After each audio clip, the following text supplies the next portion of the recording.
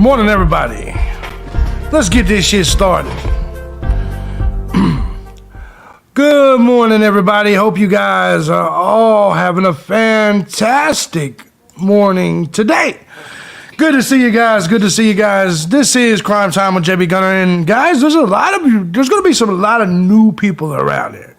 Now, to my normal gun squad that has always followed me for my politics and all that, you guys are going to see some different people around here because this true crime channel over here has kind of blown up. I want to give a shout out to Jamie, who hit the tip jar right off the jump. I want to give Jamie a shout out. I'm not going to say your last name because I don't want to dox you.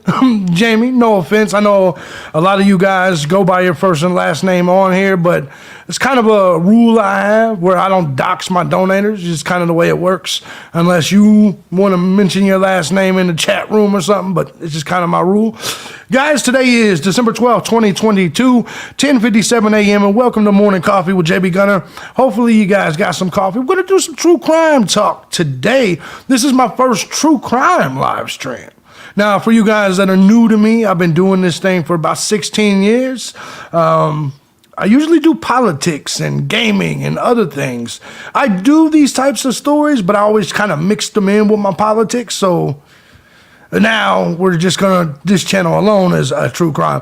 Paul Martin, what's going on, brother? Good to see you in the house. Good to see you. We got my man Jody Bryant. Hope you and the missus are doing good. Good to see you. We got a new person showing up, Paige. Good to see you, Paige. Hope you're doing well. Hope you are doing well. Mary Williamson, what's going on? Hope you're doing well. Cassandra, good morning. Good morning. Good morning. I'm going to give you guys, what's up, Joey? I'm going to give you guys your trigger warning to start things off. I'm going to trigger the fuck out of a lot of you. So let's just get that shit clear. I'm not your typical true crime channel. I don't really care who I offend. I just talk how I talk, and some people like it, some people don't. Good morning, Mama Jack. Hope you're doing good. Hope you're doing good. Today we're going to be talking about a few things, a lot of things we've already spoke of on the channel. What's up, Christy? How you doing? We got Christy in here as well. Well, E.T., what's going on? Barbara, it's good to, hello from Virginia. I used to live up there in Westbrook. I love Virginia, actually. I hiked through it a lot. The beautiful Stacy is joining us here today. Good to see you. Good to see you. If you're new, fasten your seatbelts. I'm gonna take it easy on them, Sparky. I'm gonna take it easy on them. This is their first time. I'm just putting in the tip today. It's just a tip. I'm gonna be I should have wore a suit and tie. I should have been a little bit. I gotta be respectful with these new ones. I gotta ease them in. They're only on first base. You know, I gotta take them around a second. I gotta ease that shit in. Kitty, what's going on? Kitty Gonzalez says good morning. Newbie, Mindy Perkins says newbie. Good to see you. Hope you guys are doing well. And just a tip, slow and gentle. That's right, Stacy. Listen, I released 2 videos on the channel. I probably shouldn't have done it before this because some of the topics we're going to be discussing today. What I'm going to do at the very onset of this story. Paula J, what's going on? What new too? What's up, Art? Of course, Vincent's coming in here talking politics. We're doing true crime, Vincent.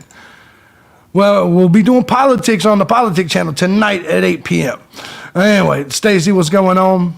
Darwinism, if they can't handle the natural selection, they'll take care of them. I agree. That's okay. We have the wrench, Jody said. That's right. Anyways, we're going to be talking about some of the things that we've begun to talk about. What I want to do at the start of this show is I want to kind of separate when it comes to the Idaho 4 case, which is what we'll be discussing today. I want to be able to separate some of the facts from some of the theories. Now, don't get me wrong. I'm a commentary channel. I believe in theories. I think we should theorize. I believe that we should speculate. But I also believe it's smart to give the official police narrative. Now, I want to make this also very clear. I don't believe in official narratives because 99% of the time, they're holding something back, they're lying to you, and they should. I don't believe that the police should come out and give us all the information right at once. I never believe they should do that in anything like this. It's different once something is over. Like, I believe that once something is done and finalized, they should give you the whole story, but not in the middle of an investigation. So, what's up, Cash? Cassandra says, don't ever hold back. We love the real you. Fuck them if they're snowflakes. Exactly. Thank you. Appreciate you. And that's going to be where I walk the tightrope with this, because we're going to have people of all walks and forms of life, all ages, all races, all political mindsets. So I try to be a little bit careful, because you know how it goes. He says, giving us the info is giving the killer the info. But exactly, Paige. Exactly. And that's why I actually find it weird when people are like, you're fucking up the investigation because you're theorizing. Let me tell you something. Killers, if that killer is busy watching me right now, his ass is going to get caught. I'm just going to make this clear. If the killer is busy watching people like me, his ass ain't busy running. And to be perfectly honest, I think the killer's currently in Africa, so that's where he is. That's where he's going to probably be. Anyway, so Paige, I agree with you. Giving us the info is giving him the information. All right, so what we're going to do is, it was actually something I wanted to show you guys right off the jump. Is actually, by the way, the Moscow Police Department is going to be releasing an update today. They're going to be releasing an update. I'm waiting to get the notification of the update and all of that. And once we get that notification, if it's during this stream, which will probably go from 11 to 1 or something like that, 11 to 12:30, something like that.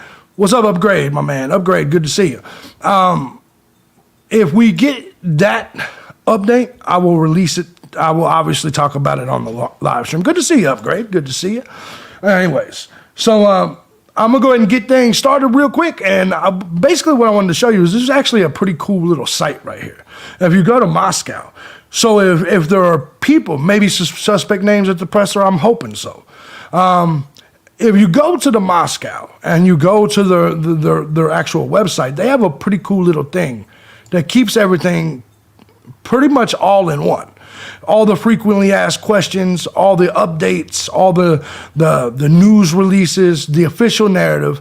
Now, once again, I want to reconfirm that I don't thank you, Sandra. I don't necessarily believe the official narrative, once again, because they're going to leave shit out. Kitty, prefab questions by person of interest.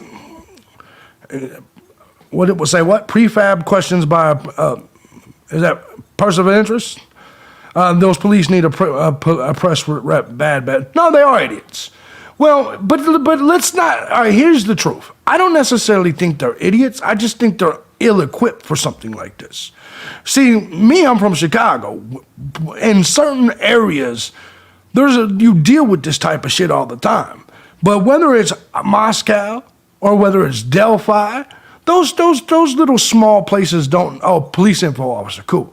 Those little small areas don't know how to fucking deal with these types of cases. That's why obviously the FBI comes in. But I also feel like they have their own agenda. Like in Moscow, I believe that their agenda is to continue the revenue coming in from the college.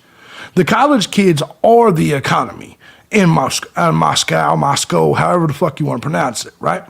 And so I think they're going to, it's kind of a tightrope they have to walk, because I believe that, number one, they have to keep the college kids coming. So the question is do you put all the information out to try to capture him, or do you try to sweep it a little bit under the rug? Now, my personal take is I think that they're trying to sweep it under the rug a little bit, right?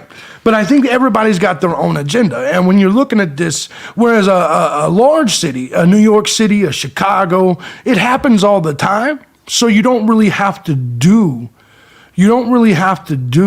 any kind of like, what's the word I'm looking for? Sugarcoating.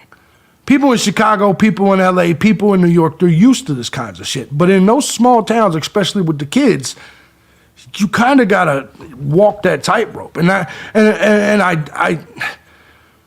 kind of think it's smart, but at the same time corrupt. You know what I mean? Like, it's kind of hard to put it out there, right? Come on, Sparky, man.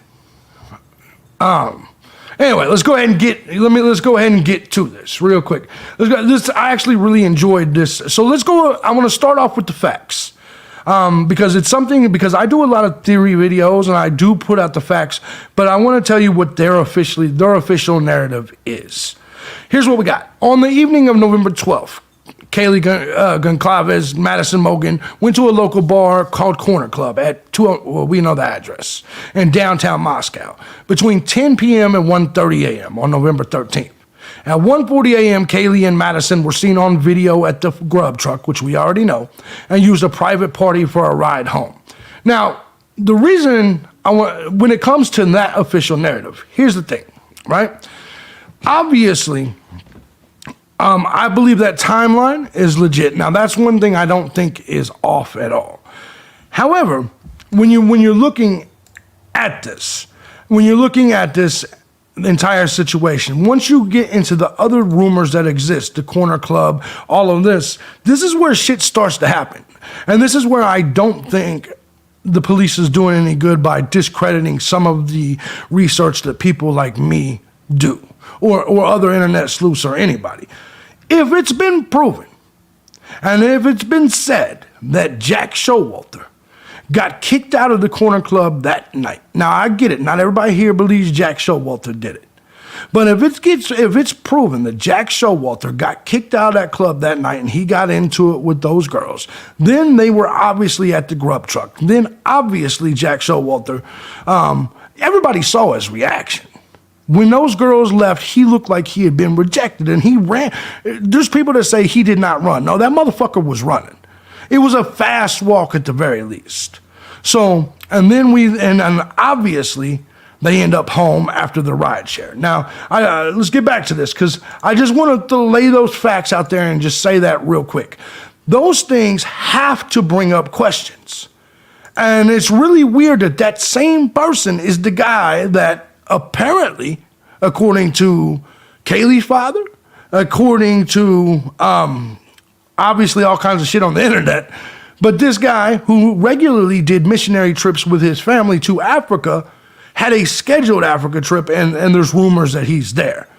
Here's the thing. If Jack was not in Africa, wouldn't we have heard something by now? By the Showalter family?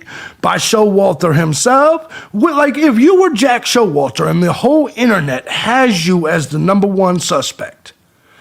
Exactly, Paige. Exactly. Said they don't want internet sleuths digging because it messes up their narrative. Exactly. If Showalter was in fact not the guy in the food truck video or not in Africa, wouldn't he come out and be like, "No, bro, I'm right here"? Or wouldn't the police come out? Because they got a whole category on their page that's it's about debunking rumors. Wouldn't the Idaho police come out and say, "Hey, no, he's actually here. Not only is he here, but we got his DNA"? Wouldn't that kind of, if their big problem is the rumors that's going on, wouldn't they at least on the rumor killing page that I'm about to show you, wouldn't they make that one of the rumors that they would squash?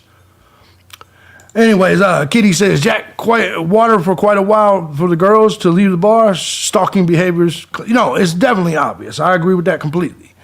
100% I agree with that. All right, so let's get back over to here because I do want to give the official narrative.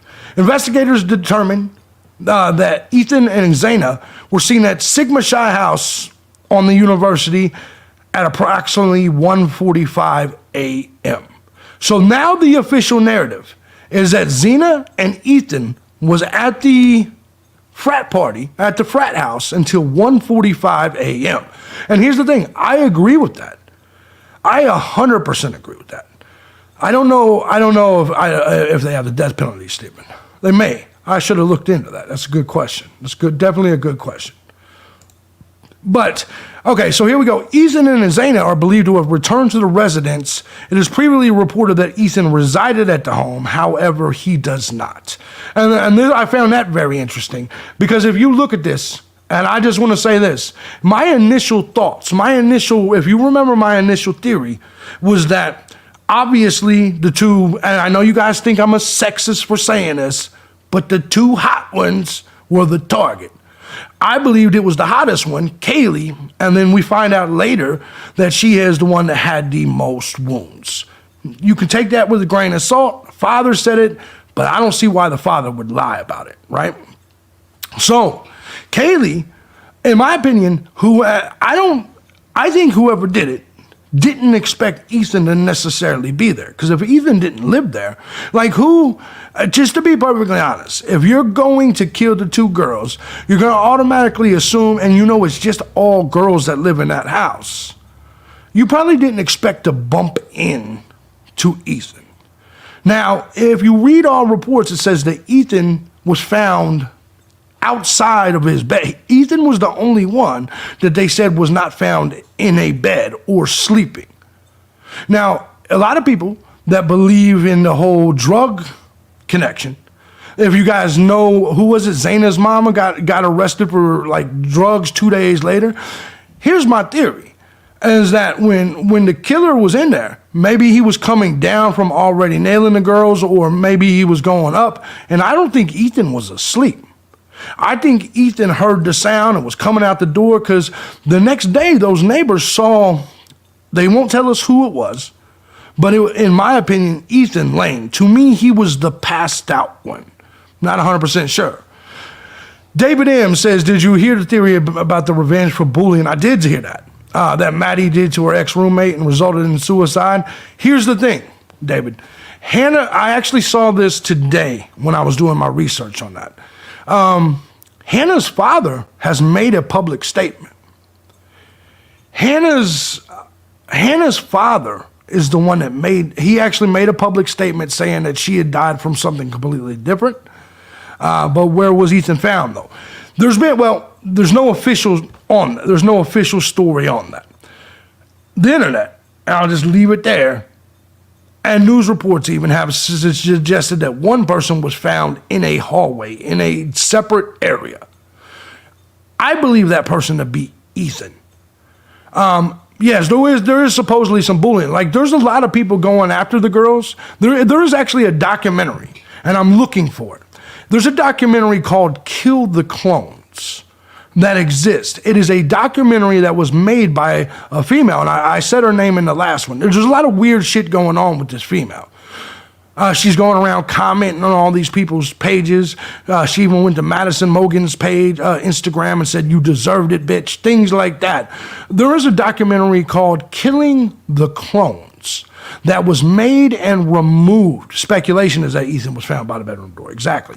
But that ultimately, two females, exactly. This documentary was even taken down from YouTube. I have no clue why. I have not seen the documentary. I'm looking for the documentary. But ultimately, there's those people believe that Kaylee and Madison were elite bullies, elitist type bullies. I don't know if I take that. I don't know if I believe that. A lot of times, just unpopular people believe that popular people are elite bullies. I'm just being honest. A lot of times it's kind of their theory. So I don't know if I take that seriously, but what should be taken seriously with that is the fact that they believed it. If they believed it, that the girls were, bullies, then it could have led to them setting something up or doing something to harm them. So it's not really about what's true. It's about what did those girls believe. Did those girls believe that Madison and Kaylee were bullies? It's possible. I just don't know if I agree with it, right? Detectives believe that on November 12th, the two surviving roommates had also been out in the Moscow community, obviously. They returned home at 1 a.m. on November 13th. The two did not wake up until later that morning. Now, I still find that, and I got a question. There was a for rent ad. The for rent ad was posted there, but there's also a for rent ad that came up two fucking weeks ago for the whole house. It's bizarre, really, when you look at it. But I still find it odd. And listen, I don't believe I don't believe the other roommates had anything to do with it. I know some of you guys do, but I think that's a theory that I can't quite grasp. But what I do believe is I do not believe if someone is being brutally stabbed and slaughtered, A, you're not going to hear any yelling, and B, you're not going to see blood. Let me say, like, I want you to, because it would be different with like a gunshot. A gunshot wound sometimes doesn't bleed like that. But we're talking about a brutal stabbing.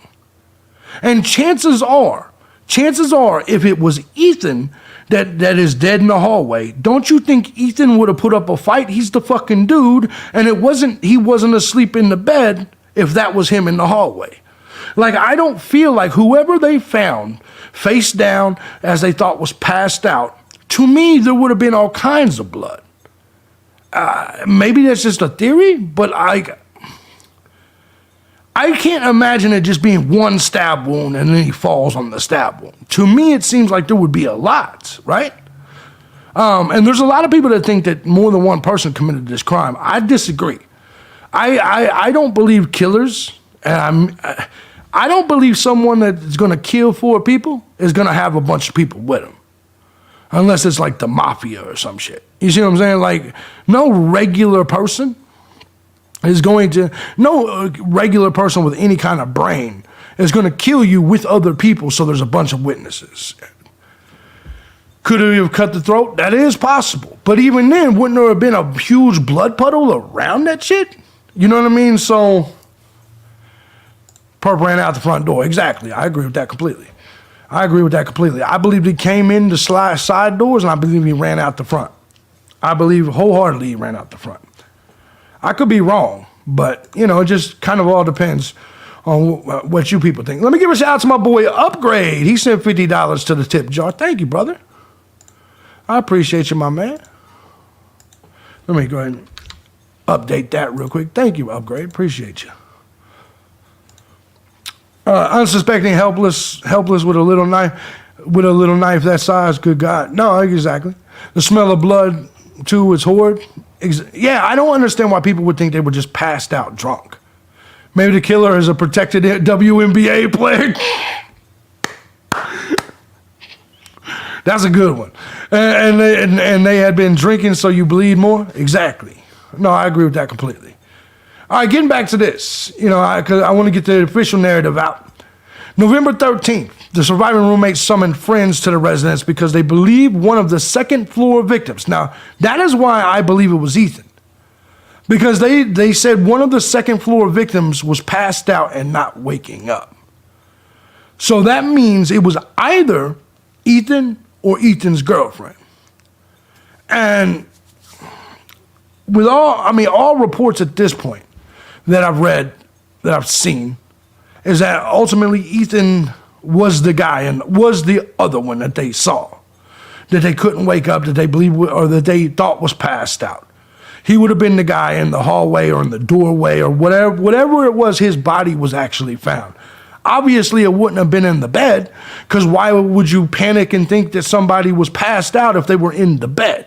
Do you see what I'm saying? So it's obviously Ethan or whoever, maybe it's Ethan's girlfriend, whoever it was not in the bed. They had to have been found on the floor, in the hallway, whatever the case may be. Good morning, Pudding. Good to see you. Good to see you. That's just my take on it. Now, just process of elimination, right? All right, so it goes on to say multiple people talked with 911. I want you to understand, these people called their friends. And these people at 11:58, that's when they called 911. These people began to talk to their friends, call their friends over. Multiple people talked with 911 dispatcher before the police arrived at the location. That in itself seems weird. Officers entered the residence and found 2 victims on the second floor, 2 on the third, which we know. Autopsies were conducted on the 17th. The 4 were murdered. Manner of death was stabbing, of course. The coroner stated the 4 victims were likely asleep. Now, this is weird to me. Some had defensive wounds, and each was stabbed multiple times. And see, each was stabbed multiple times is why I do not believe there's not going to be any blood. It's why I do not believe them when you just say that they're passed out. Multiple stab wounds would be there would be so much fucking blood But then again, why would they say they believed that they all were asleep? Because then why would the roommates even believe they were just passed out? Like that one in the hallway would have had, yeah, I'm going to get to the 4 people running pudding for sure. Why would, like, what I'm saying is, there's so much of this that doesn't add up. Because let's just say that Ethan and the girl were still in the bed. Then why would they thought that anything was wrong about them being in bed asleep at 11:30 in the morning? Why would they? So it is obvious that someone was not in the bed. Someone was on the ground, and as if all reports are correct, it was probably Ethan in the hallway or something of that nature. If he was stabbed multiple times, I just don't understand why the kids are like, oh, let me call all my friends. I mean, like, to me, you wouldn't even check. You wouldn't be like, hey, Ethan, are you okay? And then, because even if you didn't believe, Dr. Lispers, what's going on, brother? He says they weren't answering their phones. Okay. Throats mean one type of killer, crazy stabs another, inexperience. I think social media opens the window to the thoughts. Yeah. And so I guess just my take on this is simple. Is like, if these people, if these two were in their bed, they wouldn't even have noticed that they were passed out. Does that make sense? They just would have thought they were still sleeping from the drunk night the night before. So that means they saw something out of place. So much so they called their other friends, whoever it may be. Friends got there, multiple people talking to 911. To me, that just seems odd. If you thought they were just passed out, why all that other shit? I've been a kid once, and I've seen people die around me. And let me explain to you. Well, I understand them calling all the other friends. But I think they lied when they said they just thought it was passed out. You clearly, when you called 911, after calling, you're telling me none of these friends, none of these people checked on the body and saw the multiple. Nobody said, hey, man, wake up, and saw the multiple stab wounds. That's just my theory. I have details about the phone call from an eyewitness. What do you got, Dave?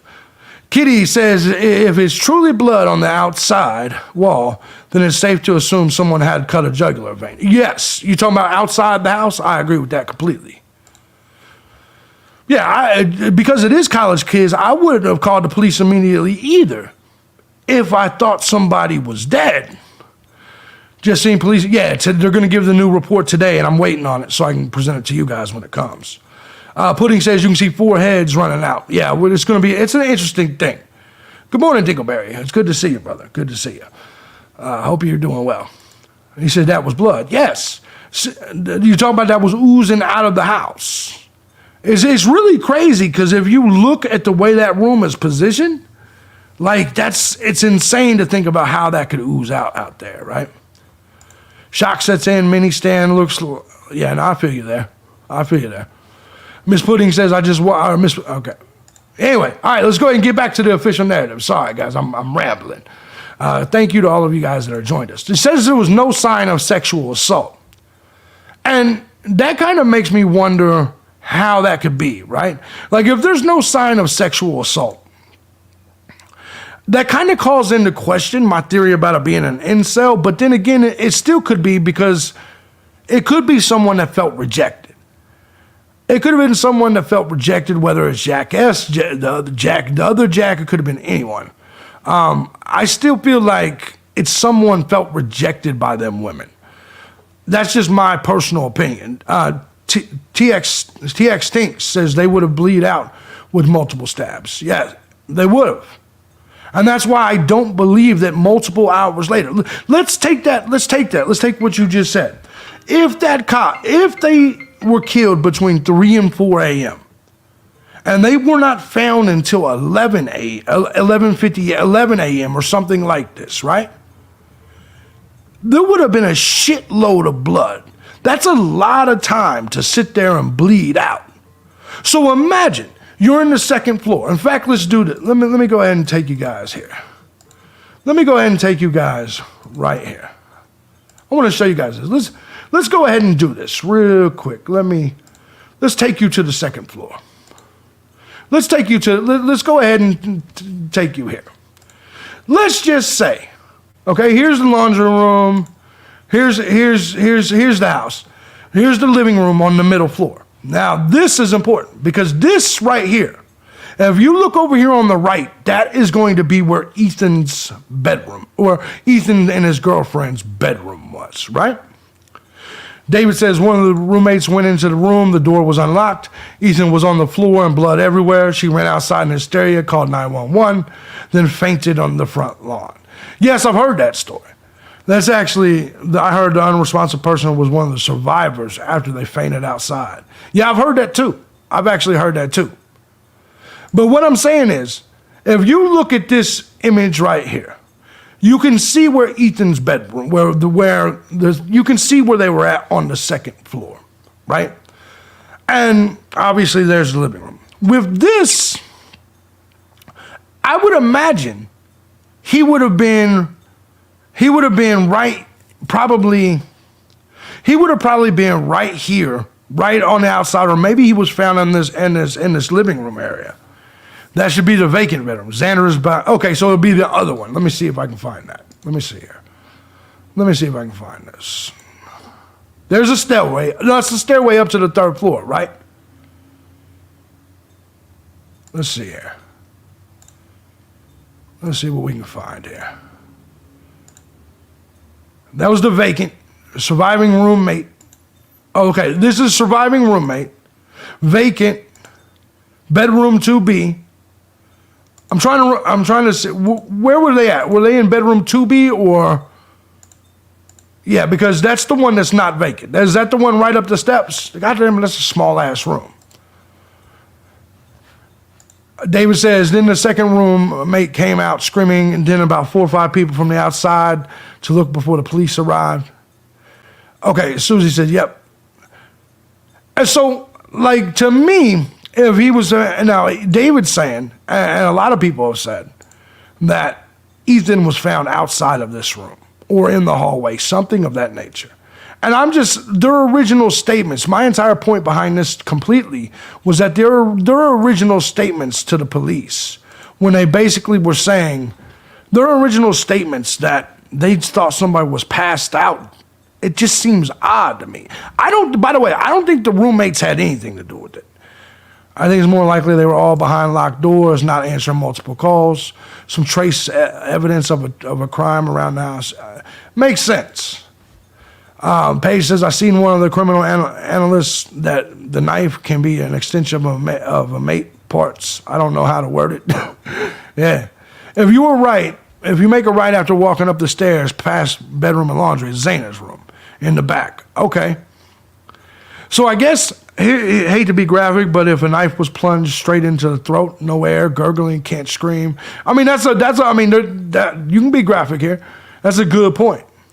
Yeah, the dog was apparently placed in a room where it was in the vacant room. I don't know why the dog would be in the vacant room, but that's all that I'm seeing those stories completely, right? Page with the typo. So I mean, I get what you're saying. I just when I'm looking at this, it's just. So when you look at it and you think about the fact that they came up here, they saw him. I don't know where they saw him because obviously that fact has not been revealed. But they saw him. I just refuse to believe. And let me say this. I wonder, is the house still not carpeted? Right? If the house is still like hardwood like mine, think about it. How many of you have spilt some, like, look, man, I busted my hand the other day punching some shit. Don't worry about it. And I was leaking everywhere.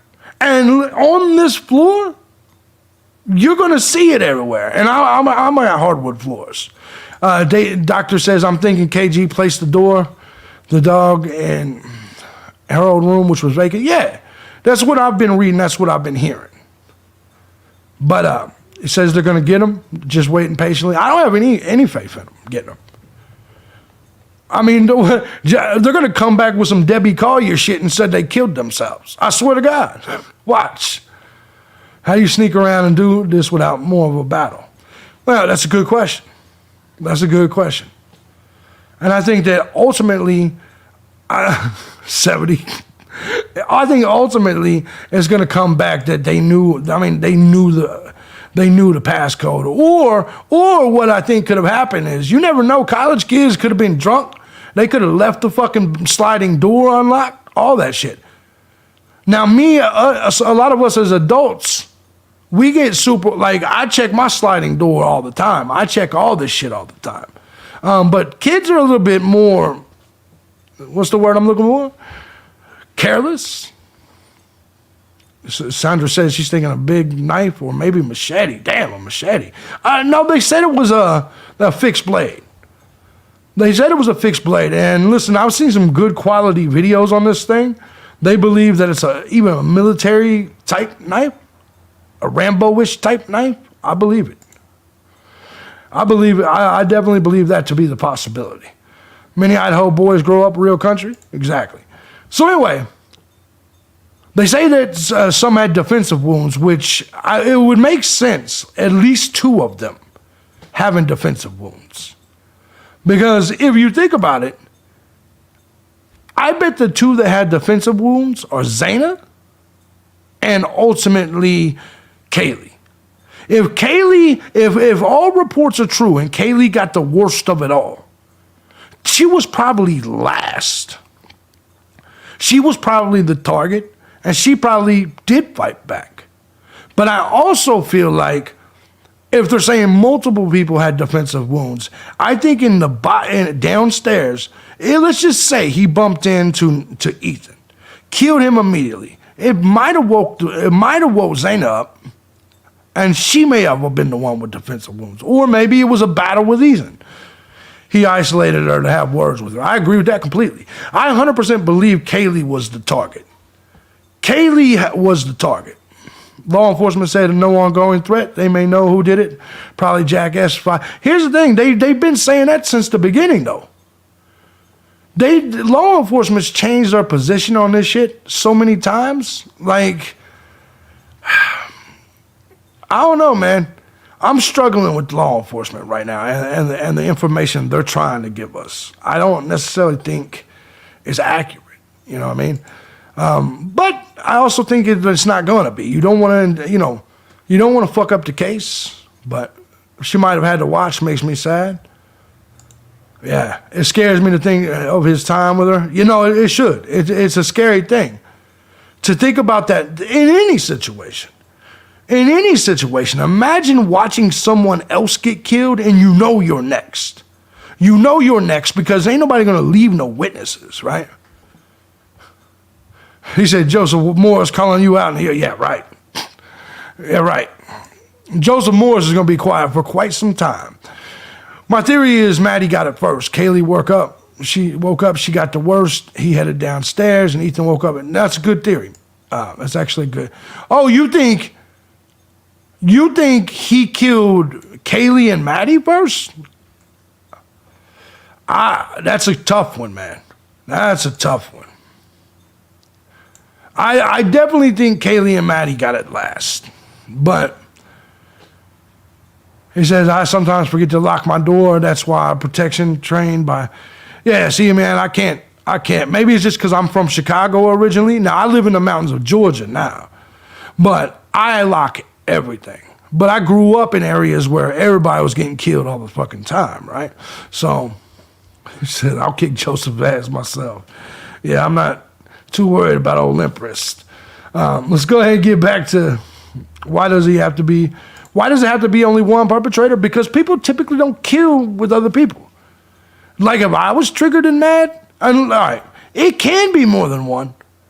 But in situations like this, unless it's like who goes to, all right, unless it's a money situation, a mob type situation, I want you to think about it for 1 second. Who gets their buddies to go slaughter a bunch of sorority girls, right? Like, doesn't that seem like a little bit too much risk? He says, I think they killed Kaylee and Maddie first. One scream woke Ethan up. It's possible. I mean, it is possible. Yeah, see, the cartel thing, I can't really. That's the only way. that it would even be possible for multiple people to do it. I just don't believe you're going to get 4 school kids or multiple school kids, 2 school kids, 3 school kids to be like, yeah, let's go kill these sorority girls. And the thing about it, it's the same reason why I don't think that it's the same reason that I don't believe that in the Delphi case, there's more than one person involved there. Number one, in 5 years, somebody would have talked. If we go to Delphi real quick. In this case, I also think the killer's in Africa, Stone Cold. In this case, I just don't believe it. Let's just say it was Jack S. and 2 people, or Jack K. and 2 people, or whatever. I find it really hard to believe that teenage kids, or anyone youthful that's hanging around college kids, unless it's a serial killer, would have done it with another person and no one's talking, right? Says this was a student familiar with the house, in all likelihood ex-boyfriend of KG. And Jack is definitely a possibility. But then they're also saying that while Jack and her was on break, that her and the other Jack were potentially possibly at it. I don't know, man. Scott says he went upstairs first and got Maddie that woke Kaylee up. Definitely possible. Yeah, I definitely think the killer's been in the house several times. It has to be one guy. Loose lips douche. I mean, I can't imagine. Maybe it's just me, and I'm someone that's committed crimes before. I can't imagine committing crimes with another person. It's dumb. It's dumb. I ain't always been an upstanding citizen. I'm 42 now. But when in my 20s, it's not like I had a partner and shit, and most people don't. If you're gonna commit any kind of crime, anybody that's a criminal knows. Anyone that's a criminal knows you don't fucking have witnesses. You know what I mean? That's dumb. And so if you're looking at killing and murdering, I mean, it could be, it's possible, but to me it feels dumb. I'm not sure if anybody would do it. I could be wrong, though. I could be wrong. I've been wrong before. So anyway, they are making it clear that they did not lower the resources. There's been rumors that the police cut back the resources by 25%. They're now saying that that's not the case. Now they have this little section called rumor control. I want to kind of go through this. They says there have been extensive media interest regarding incident Taylor Avenue, Banfield. This is the Banfield incident at 3:01 a.m. He says this was an alcohol offense which was addressed by on scene. The call is not related to the investigation. This is what they're claiming. And I agree with this, but this actually says a lot about your fucking police force. Like, you know how embarrassing that would be? To be in the vicinity of the house at the exact time that the murders were taking place? That sounds insane. And yes, there was a group of 4 people, and I'm going to show you that video here in just a second. Yeah, my bet is on Jackass. There was a group of like 4 kids, running.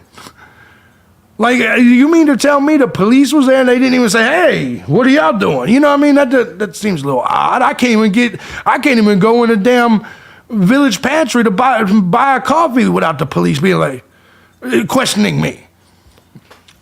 But let's see here. From what I saw, the law enforcement post, they cut back on Moscow PD and state police. Now, I saw that same thing. I saw that they were cutting back 25%, but now they're trying to say there is no change in resources. Beast Mentality says, why the 6 calls to ex-boyfriend from 2 different phones? My take on that is simple. My take on this is simple. Have you ever tried to call someone, or has anybody ever tried to call you, and you were ignoring their calls? And they were like, okay, I'll try for someone else's phone. Like, I've ghosted females before, and those same females will call me back from some different phone so I don't recognize the number. If you ask me, that's what that was, the multiple phone calls. I think Kaylee was trying to call Jack 5 times in a row, it says. And then ultimately what happened there is Jack and her must not be getting along. And so she was like, here, Maddie, let me call from your phone. Tried to call it, and especially if they were drunk. That could be some booty call type shit. You don't know. What's going on, Callie? So my question is, did the ex call back the next morning when he saw the calls? That's a fucking fantastic question. That is a fantastic, you know what? I've never even seen that question brought up. But let me ask you a question. If Jack didn't call back the next day when he saw that, or at least text, like isn't that suspicious, right? Like if Jack saw them calls the next morning or text messages or anything, and he didn't text back that next morning, isn't that kind of suspicious? Now remember, Jack S is my target, but law enforcement won't answer that question exactly. And I'm just saying that, yeah, I saw that Deadly shit. The Reddit user Deadly. That's something I'm going to get into in a whole different video, but that's some creepy shit. The whole Deadly thing on Reddit is something that's crazy, right? Stone Cold said no, he didn't want to be bothered, which makes sense. He could be upset and he could just be like, I don't want to sit here and have these conversations with these broads. It could have been his thing.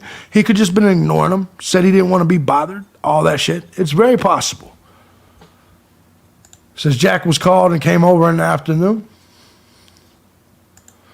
There's been no confirmation that Jack S is in Africa, but it makes no sense. Why wouldn't he be saying out loud right now, man, I'm not in Africa, right?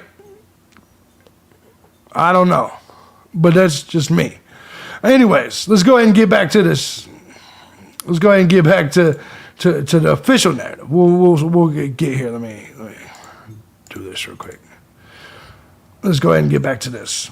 All right, so they're trying to say that the call at 3:01 didn't have anything to do with it.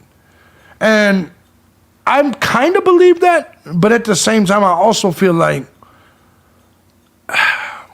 it's too ironic. It's too much of a coincidence. But I'm not going to play too much on that. He says, we have not changed our belief that the murders was a targeted attack. Actually, they did change it, and then they went back. However, investigators have not concluded if the target was the residents or the occupants. To me, it makes sense that it was the occupants. The only way, and let me see if you guys agree with me, the only way that it would be the residents is if it was a serial killer. Like, only serial killers look at a house and say, I'm going to kill whoever's in that house. Do you see what I'm saying? Like, it doesn't make any sense for it just to be any other random. So the target to me has to be a person, unless it's a serial killer, right? But I could be way off. I could be way off in the whole situation. Let's see here. Let's get back to this. So time travel. Jack was one of the two friends that the survivor girls called to check on them, as well as Ethan's brother was Jack's friend. This I've heard online. Exactly. He says, no, after they're done ignoring each other. Krista Cole says there was someone who worked on the house, knew the layout. Yeah, I think Jack has to be lowering up. And let me ask you, if Jack is lowering up at this point in time, I want you to think of something. If the police have already said that Jack S is cleared, the boyfriend also is cleared, and the police have came out and they've said this, why would they be lowering up? I guess is what I'm saying, right? It does have to, you know what it reminds me of? Not Ted Bundy. It reminds me of the Gainesville Ripper. It reminds me of Danny Rowling. This whole situation reminds me of the Danny Rowling case. So while Manson told his assassins to kill everyone in the house, this case could be at least tried. No, I agree. Yeah, I would lawyer up too. Because everybody is already blaming Jack. In that situation, if everybody is already blaming Jack, to me, if I'm the number one target and suspect for everybody, I don't see why. I mean, even if it's just the internet, I would lawyer up. Kaylee was going to start a true crime podcast and expose the death of Hudson Lindo, who was murdered by Jack Showalter. See, that's the one thing I'm not too, I don't know if I believe that. I mean, I believe she was probably going to do a true crime podcast. There's no way the boyfriend... But I want you to understand, if you really believe that about Jack Showalter, if you believe she thought Jack Showalter was a murderer, bro, is there any chance in hell she would be at the corner club with him or the food truck, the grub truck? Does that make sense? Like, I want you to think about that. Even though it's clear that Jack Showalter was looking at her crazy, if she believed Jack Showalter had killed anybody else, would she have been at the bar having drinks while he was there? Would she have been getting a fucking macaroni and cheese with him there? I know I'm not going to sit there. That's why she was taking the selfie, to prove that he existed. Do you see what I'm saying? I don't know. Maybe. No, I agree. There is no confirmation. I agree with the doctor right there. There is no confirmation. My belief is, however, that Jack Showalter is the hoodie guy. That is my belief on it. I believe the hoodie guy at the Grubhub is Jack Showalter. But that's just comparison with images, things like that. And a lot of people seem to believe that, right? Right now, not being physically in class doesn't mean he's not doing class remotely. I agree with that. What about Jack K and his friends? Yeah, the Jack K thing is very interesting too, especially when you look at the Venmos. The rumor is they had him kicked out of the corner club bar, exactly. Here's the thing. When it comes to the Venmo, the Jack K, the thing that makes him interesting is only the Venmo. Only the Venmo and the ties to the Venmo make him interesting. I'm not really sure, though. They didn't appear threatened. They didn't. Exactly, Steve. They did not appear threatened at all. They appeared annoyed, but not threatened. So what I'm saying is, if my man up there, conspiracy up there, I forgot his name, in the chat room, if he was accurate and they thought that Jack Showalter had killed someone else, they were pretty fucking calm for that. Right? They were pretty fucking calm for that. He says, I think Joe V. Yeah, I think Joe V confirmed it was Showalter too. I believe the Venmo could possibly equal drugs too. Yeah, it's really funny because people keep saying, how can you say these kids are using drugs and shit? Well, I didn't say they were. I said it could be. Venmo, 3:30 a.m. I will say this, though. I think it's more of a conspiracy theory. What's up, Patricia? Hope you're doing well. I think it's more of a theory to believe that they don't do drugs, right? Like, I think it's crazy to believe that the house that's called a party house, I think it's weird for you guys to believe that they're not doing drugs and alcohol, right? Like, it's exactly Shable. And but you'd be surprised how many people in my comment section. But a lot of people tried to. David, I'm not bullshitting you. I'm not going to reveal how. A lot of people tried to. Now, I'm 42 years old. I come from a time frame where you don't leave traces like that. But kids these days are doing it. But anyways, I'll just tell you something. Just a few years ago, I was buying ecstasy because that's the only drug I like. I don't anymore, but it's the only drug I like.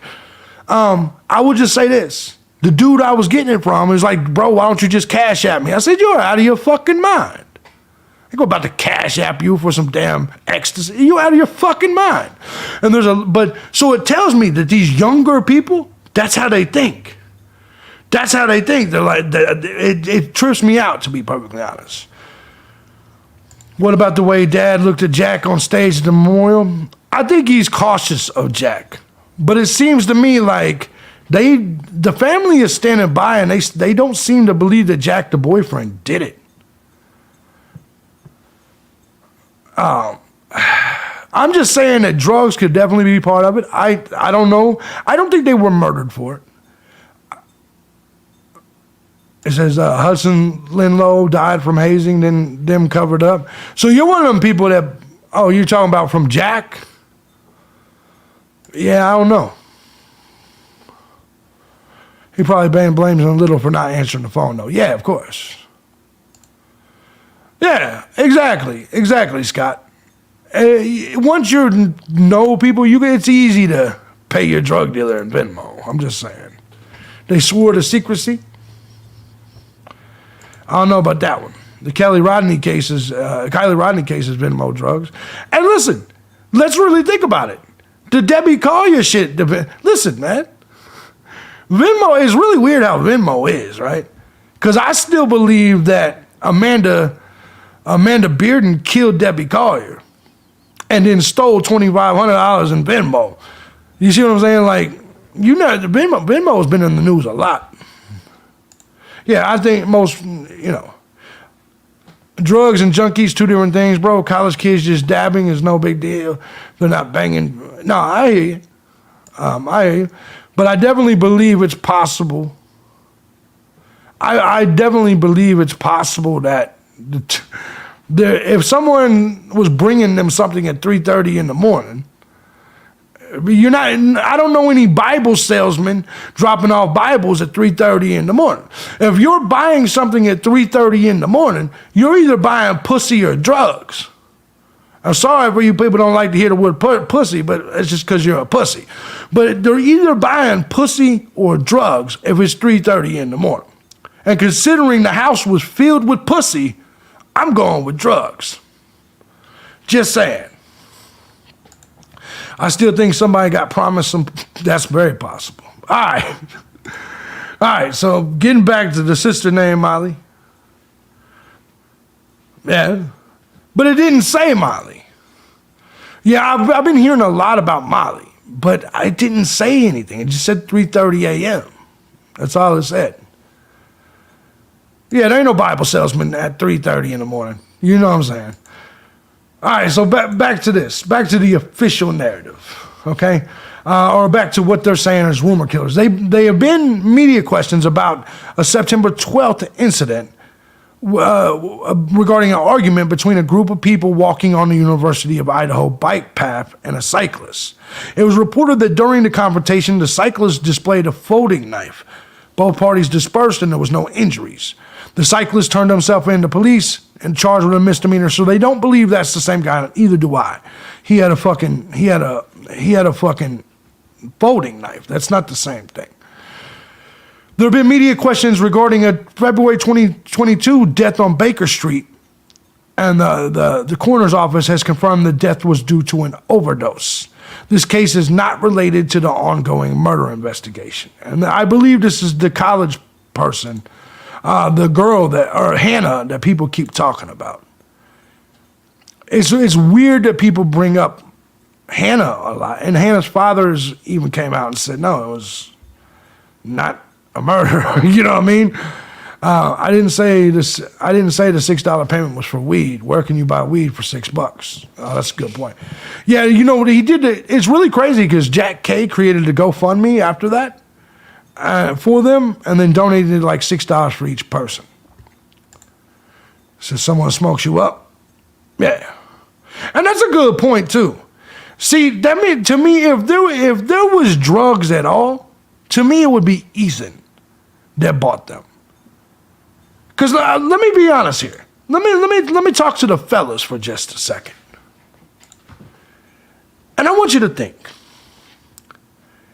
If those girls wanted to, let's act like you were their age. Let's act like you were their age. If those chicks wanted to get high or drink, let's be honest with ourselves, gentlemen. Are they paying for it? Like if them chicks are like, so that's why I think it was Ethan. If those chicks, let's just say you're the weed man, and those chicks want you to come over at 3:30 in the morning, bro, I'm on the way. Does that make sense? I'm on the way. It makes no sense.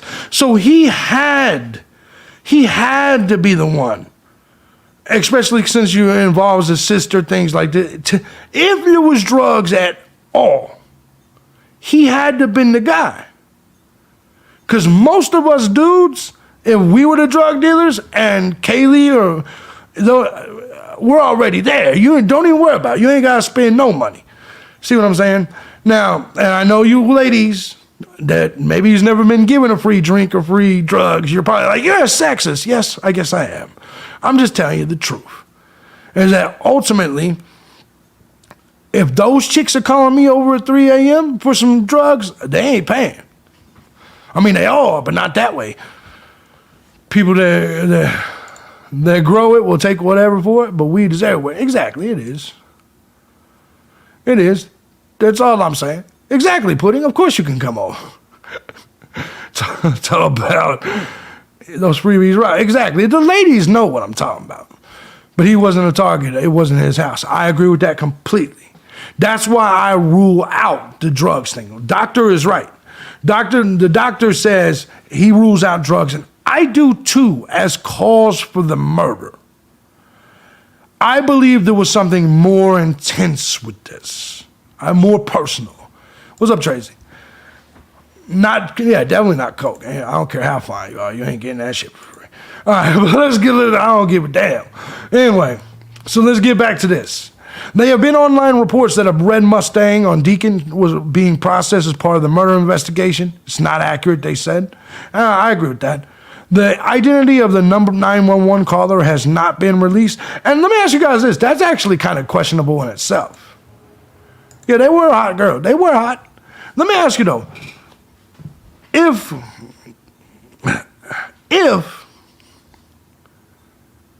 why? Okay, let me just ask you, why wouldn't they release the person that called 911? Like, doesn't that seem kind of strange? Like, why is there no 911 call? Like, that seems like a weird thing to keep private, right? But I guess if you think there's like a killer out here that will go after that person, it makes sense. But he says, I told you the 911 caller was a bystander outside the house. Could be the girls being bisexual and guy couldn't handle getting this. No, I don't think so, because I'm going to tell you why I don't think that's the case. There's a lot of like teenage and young girls that'll sleep in the same bed and not necessarily be bisexual. To keep caller from getting harassed, I can agree with that. Now I Feel Special was not a model, but cute, nice, and funny. I was all, yeah. No, and the ugly chicks are going to get mad. Make no mistake about it. The ugly chicks if there's any ugly chicks in here that's never been bought a drink or given drugs free, they're all mad as fuck right now. All the Uggs are walking around like, no. Nobody ever gave me none for free. We know. We know. We see your profile pictures. Girls mess around in college. It's possible. Some do. They don't need media to talk to them and information. That's a good point too. That's a good point. That's a good point too. Yeah, I don't blame them. I don't necessarily blame them for not releasing it. Jealousy is dangerous. Yes, you know there's at least one, Krista. You know there's at least one in here that's like, damn, nobody ever bought me any drinks. Nobody ever did it. Hell, I'm a dude and I've had drinks bought for me. Paige says she still drinks with her bestie after a night out. Yeah. Is that the reason Kaylee was in Maddie's bed? The house? No, she was. She was going to Europe. She was going to go to Europe and then go on to Texas to start her new job. 100%.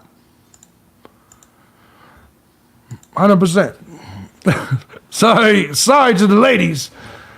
Well, let's be honest. It dropped from 213 to 202 watching. That means 9 ugly bitches said, I'm out of here. That thing dropped from 213 or whatever it was. That means there was 9 ugly bitches that was like, okay, I can't take this. I'm out. All the attractive ones stayed. They're like, yeah, he's right. Okay, there have been numerous media inquiries about a 1999 double stabbing in Pullman, Washington, and the 2021 stabbing in Salem, Oregon. While these cases share similarities with the King Street homicides, they do not appear to have any evidence to support the case. Yeah, I find it kind of weird, right? Unless it's a serial killer, there's no reason to connect those cases to the other ones, to be perfectly honest. I think that's just people reaching out, and there's nothing wrong with that. I mean, investigate everything, but I don't really see. And so I believe they're released there. Detectives were also made aware of a report of deceased animals left on residents' property. This was determined to be wildlife activity and not related to the murders. They also had reports of the skinned dog, but do not believe. Now, see, this is something I don't believe. Skinned dog, but do not believe there's any evidence to support it was related to the incident. Online reports of the victims being tied and gagged are not accurate. All right, so just kind of touching on that shit. Let me ask you guys a question. Doctor says, here's what I don't get. College girls broadcast their entire lives to each other. It should be obvious who wants KG dead based on her text history. No, they do. And that's what's weird to me about all like these new age people. To be perfectly honest, like they really do. Like they broadcast their address, their everything. They take pictures in front of their front door. Every aspect of their life. Shit. You motherfuckers would try to have me locked up if you knew everything in my life. But I want to ask this. Do you believe that the skinned dog and the murders have something in common? I want you to keep in mind, this is a little town of basically 20,000 people. Is there anybody here that believes that these two things are not related? These kids were brutally murdered and with a knife. This entire location had never seen anything like this. And then you get in the same month, this is a month ago before this. And dead dog skinned? It's possible it doesn't relate. But I struggle believing that. I struggle believing that completely. I don't see how there's any possibility that can't be the case.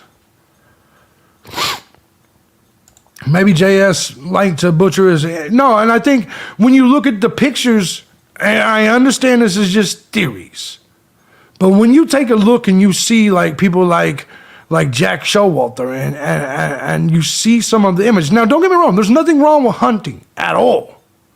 Nothing at all wrong with hunting. However,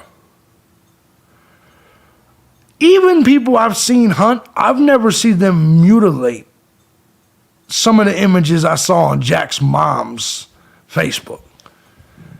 Like, I don't even know how Facebook kept that image up. Who owned the dog that got skinned? I think it was an old woman. And they do say people escalate from animals to humans. They said just us dudes and hot chicks in here. That's how you thin the herd. All the ugly ones are waddling back over to Gray investigates and shit. Gray, you never believe what JB said. Fuck y'all. Anyways, Jack's mom was elbows deep in some bloody meat. Yes. Damn. That sounds like a good time once a month. Jack's mom was elbow. Okay, sorry, wrong one. No, real hunters don't do that. No, they don't. They respect their kill. And that's what I was saying. I agree. Back to the freaks, exactly. Caught you live. YouTube only tells me after you're done. Yeah, I hear you there, brother. I hear you there. Yeah, amen. Says then there's those that are sensitive to animals, but will kill a human in a heartbeat. I agree. There is some to me. There is some likely. Son of Sam, I agree with you on. There's some, but I think this more resembles Danny Rowling. Says, my husband is an avid hunter, has been since he was 7 years old. I showed him that pic of slaughter. No, exactly. I've never seen anybody slaughter it. Butchering your own kills is different, though. Some things are clearly butchering. And then there's some strange slaughtering shit that, to me, it just seems. Amy says killer didn't kill the dog. I hope not. His hunting background does not help when he's one of the last few people that saw him alive. Got ditched and followed after them. They're dead within 2 hours with a knife like a butcher. Nah, it definitely doesn't help at all.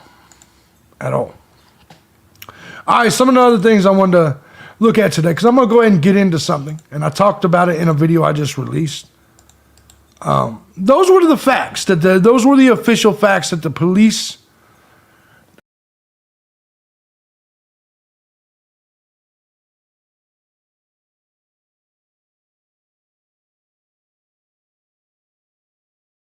Sorry about that. Hold on, I'm back. Sorry about that. I hit the wrong button. Let me make sure I'm back. All right, looks like I'm back. Cool. Sorry about that. Crime scene seems way too clean to be a regular person. I agree with that. Yeah, I don't know what the fuck happened there. I went to go put something in this because we're gonna move on to a different topic, and I hit the wrong damn button. But anyway, back to what I was saying. When it comes to, he said, hate when that happens. Yes. Anyways, what I was saying in general is because I do theorize a lot, I do want to present to you guys what they claim is the official narrative. And I still think that the official narrative, thought an ugly reporter, yeah. I do believe that the official narrative will never be what it's supposed to be. It will never be straightforward. We will never know that. Just like right now with Delphi, we don't know shit. Imagine, think about this. 5 years later in the Delphi situation, they just bring up a fucking suspect that none of us had ever even heard of. Prior to a month ago, none of us had ever even heard the name Richard Allen. And so it's very possible with this case. This case could take that same type of path, but it also makes it more questionable, right? Like, who the fuck believes in Rich? Like, I don't know. Like, when I look at people like the Richard Allen thing, I'm like, maybe it's because they were so secretive and their evidence is so flimsy. I'm like, it can't possibly. I don't believe it. And same thing here is that because there's not that much info out, it's going to be hard. It's going to be hard to believe it. Have you heard about Xana being a target? I have not, but I have heard about her mother. Was it her mother that is like the drug person? What is really fucked up, the owner of the property is renting again. Yeah, no, I showed that. And what was crazy is I had so many comments when I showed that ad for the fucking, when I showed the ad for the apartment, and when I said the house is being re-rented, somebody in my fucking chat room or in my comment section said I made it up. And I'm like, bro, it's literally on apartments.com right now. I can't make that up. I can't make it up at all. You know what I mean? If they didn't find the killer yet, they never will. I feel that way about a lot of situations. Yeah, I understand what they're saying about his initial interview, but here's what I want to say. Here's my thing about Richard Allen. Okay, once again, I've done wrong things in my lifetime. I'm not going to, if I know there's a police investigation and they don't know who it was and I did it, I'm not going to go up to the police and be like, hey, I was on the bridge and I was wearing that same shit. You see what I'm saying? Like, you know how insane of a criminal you would have to be in the murder of two girls in the case of Delphi to literally go up to the cops and say, hey, I just want to let you know, haha, I was there. No, that's insanity. That, and I just don't believe it. I don't believe it. Pudding says, wait, how did they get the blood out of the walls? There's no way. No way I would live there. Let me tell you something. Not only will they eventually rent out that property, they'll get triple the money for it.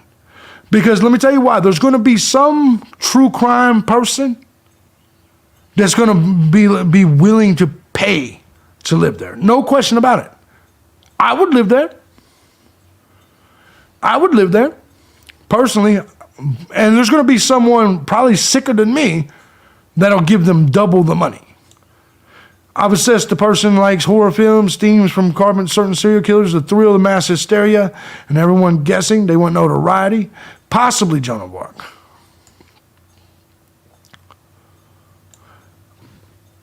Possibly. I don't know if after all the publicity with that address.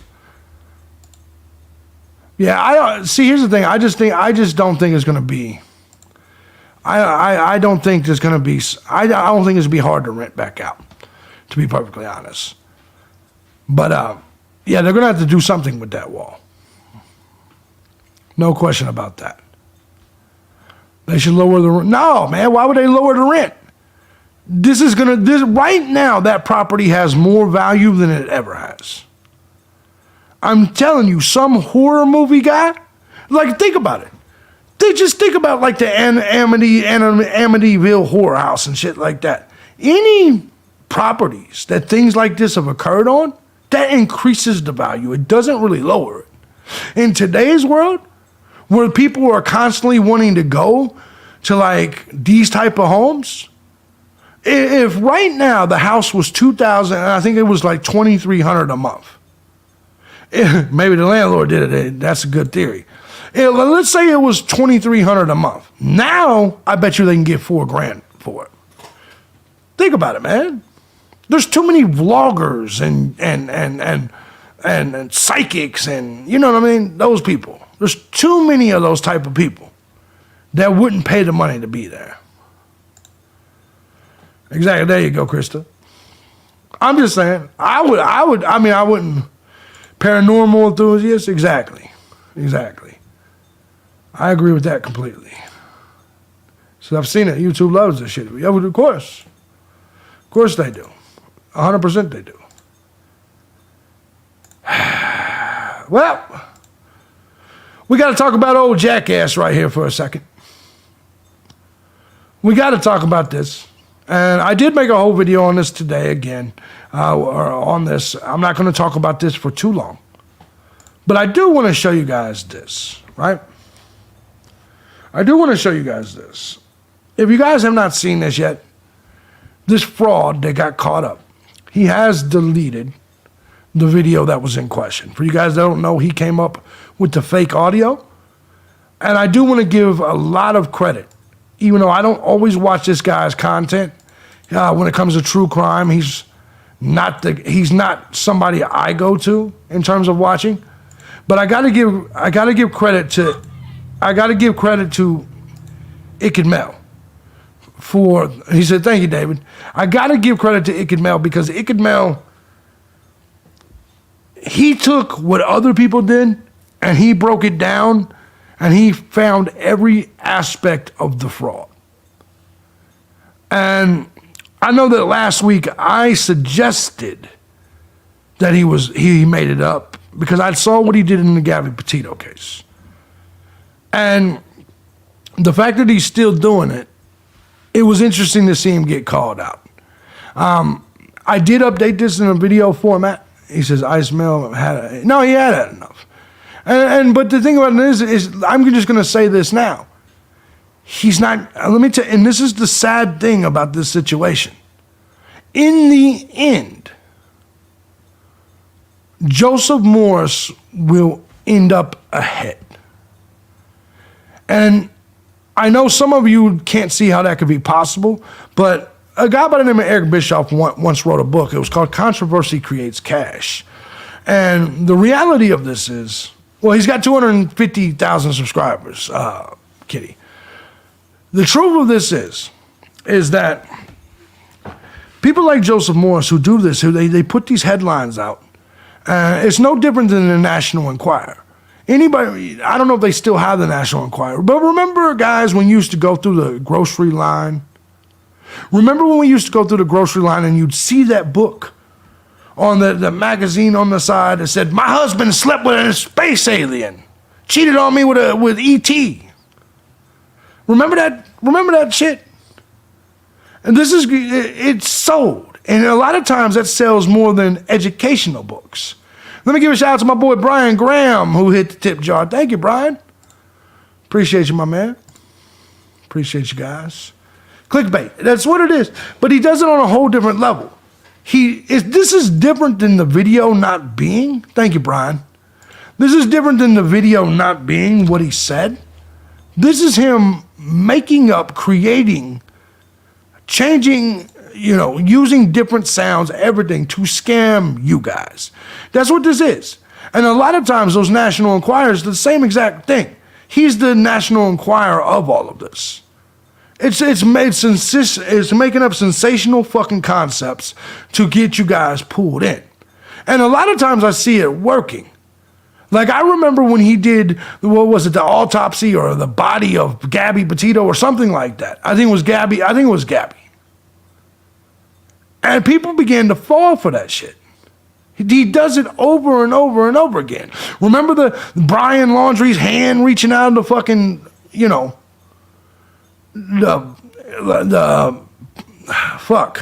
garden? People just kept fucking subscribing, kept following him. And listen, you can do whatever you want. But whenever the time comes and people do expose him, like things like this, it needs to be re-mentioned.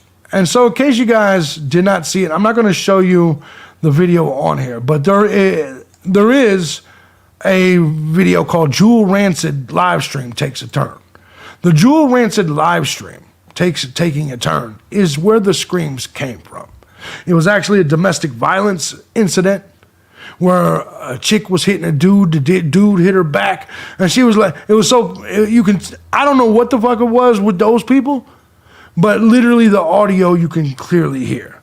I'm not going to play Icked Mail's video because I played portions of it in my last video, and you guys can go see that video when this stream is over. But ultimately, I just wanted to say, he said they should make a Snickers commercial out of that video. You're not yourself when you're hungry, grab a Snickers. Exactly. He said, scam, 100% scam, and should be punished for it. Imagine the trauma the family went through, thinking it could be their murdered kids. Voices, no, I agree with that. I just kind of, my take on the whole thing is there's no way to punish him. And I keep seeing people talk about how he should be punished. And I'm not saying you, Rock City. I'm just saying in general. And I asked the same question. How do you believe he should be punished? Because the reality is he didn't commit a crime. And I know that sucks to hear, but he didn't commit a crime. And that's why people like this exist. They're not committing crimes. It's not illegal for him to doctor the audio. It's not illegal for him to do any of that, and that's what fucking sucks.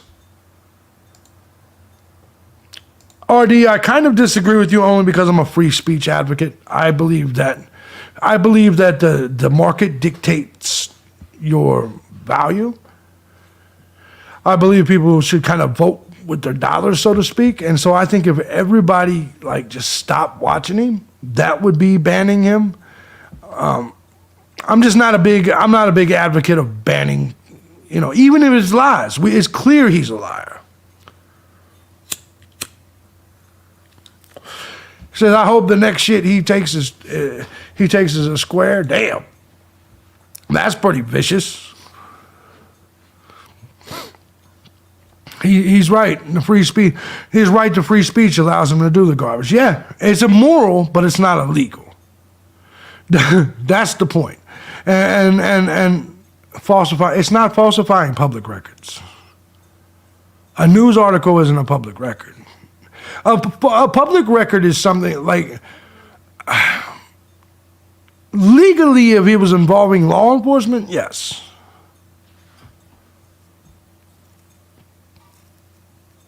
Yeah, it's not illegal to theorize, to speak. It's just not. And I see a lot of people advocating for it to be stopped, and it's just, then what happens when you have a theory?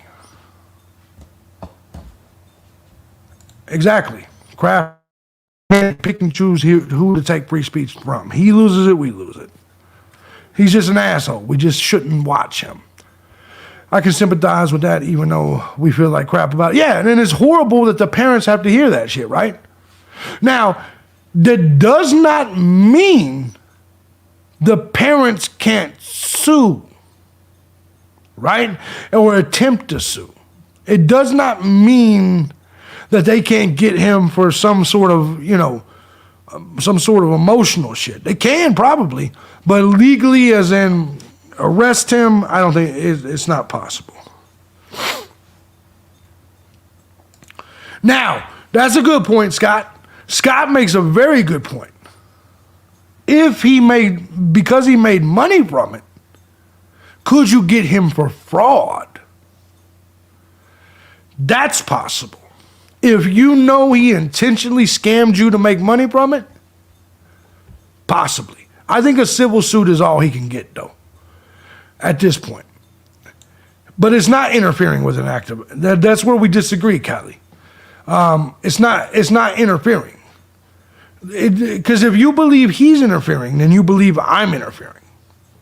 And if you believe, because what if we all know my theory is jackass.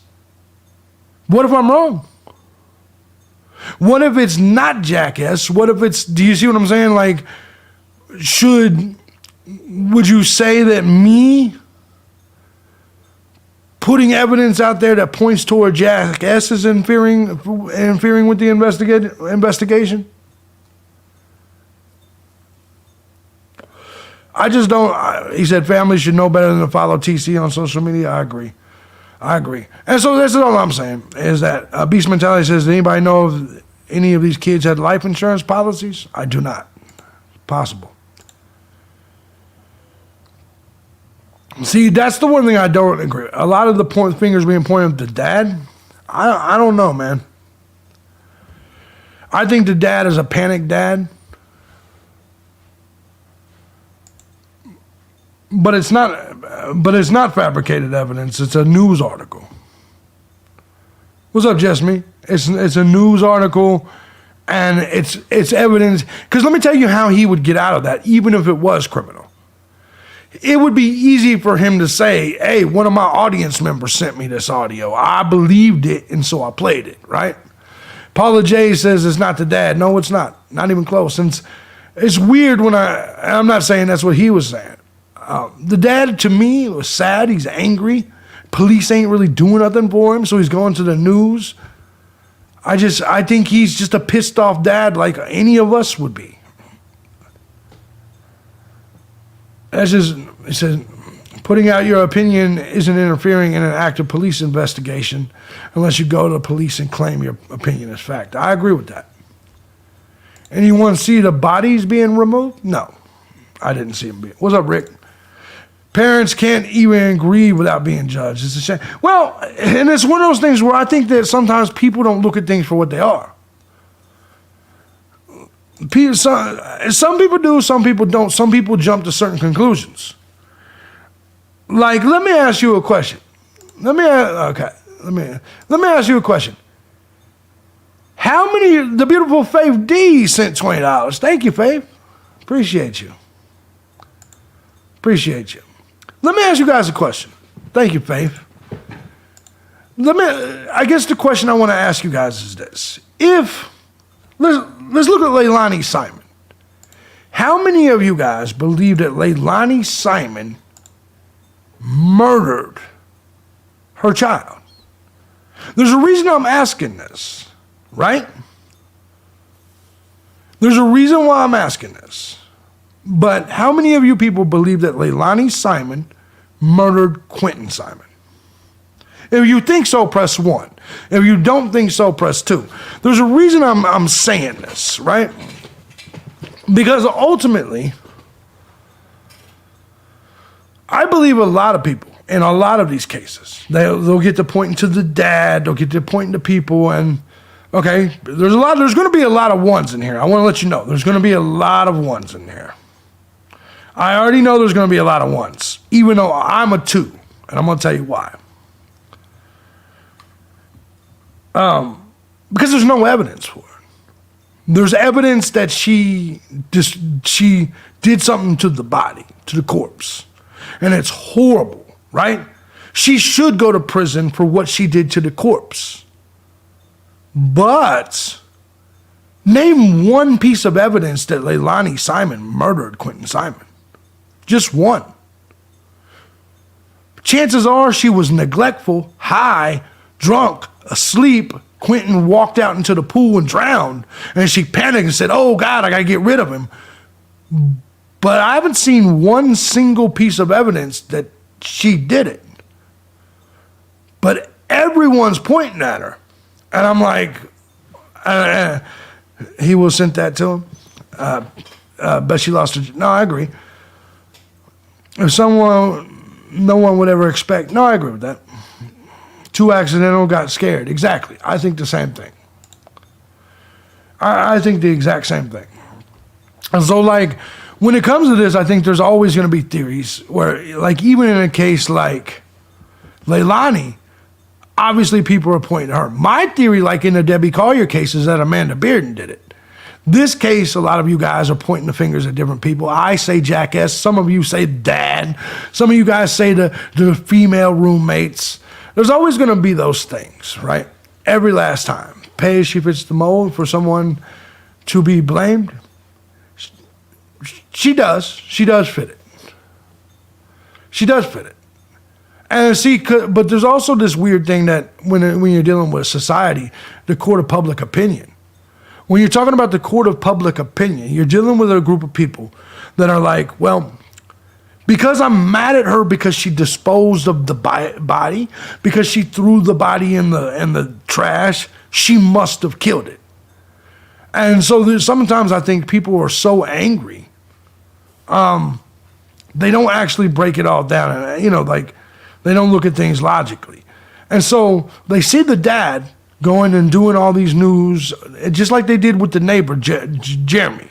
They see these people in the news all the time, and they're like, that's suspicious. He must have killed him. No. Sometimes people just like publicly stating their opinion or looking for answers or whatever the case may be. In the case of the neighbor, Jeremy, I think he's just an unpopular person that is on TV and he's getting some sort of attention. That's just me, though. I agree, Casey Anthony and Leilani Simon is potentially the same.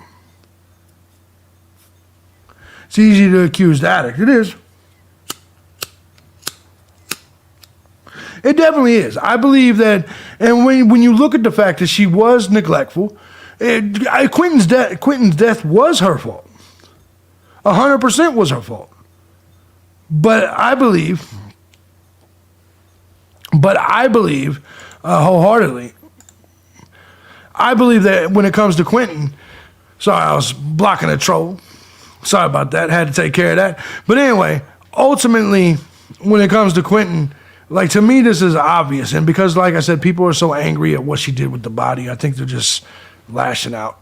I think they did the same thing with Casey Anthony. To me, those are just party sluts.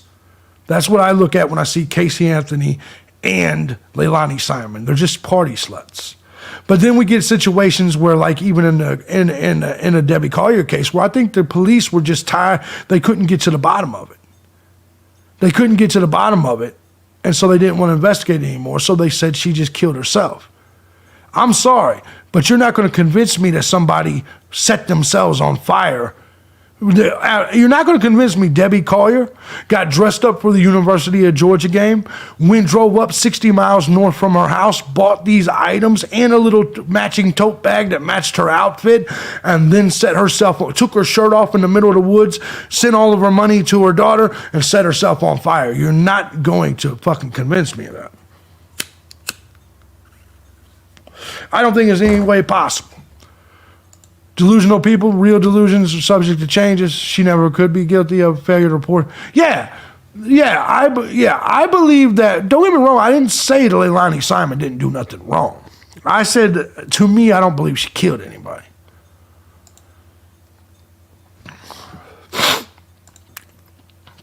Paige said in the way she was found, no way. I agree with that completely. But I do want to kind of show you guys something. One of the best, hold on, let me see here. I don't know why this fucking thing is acting up. Here we go. Fuck it. Anyway, you know what? Maybe it's just, maybe I'm just not supposed to show it. Maybe it's trying to keep my channel without a strike. So I guess I won't show it. But anyway, there was something else that I want to talk to you guys a little bit about with this Idaho case. I don't know if you guys saw, but this is what kind of trips me out. Now remember, this same police department doesn't want to offer a reward. This same police department once you believe they got it in hand. Let me ask you a question here. Exactly, Paige. It just went hush. Easy says, I'm not a troll. I didn't say you were, bro. I don't even know who you were. I was handling somebody else. But I will say this, Easy. When you come in here immediately and that's your first statement is, hey, I'm here. I just want to let you know I'm not a troll. Bro, I've had the same trolls following me for years, bro. I know you're not. I know you're not one of my trolls. You may be a troll, but you're not one of mine. So carry on with your shit.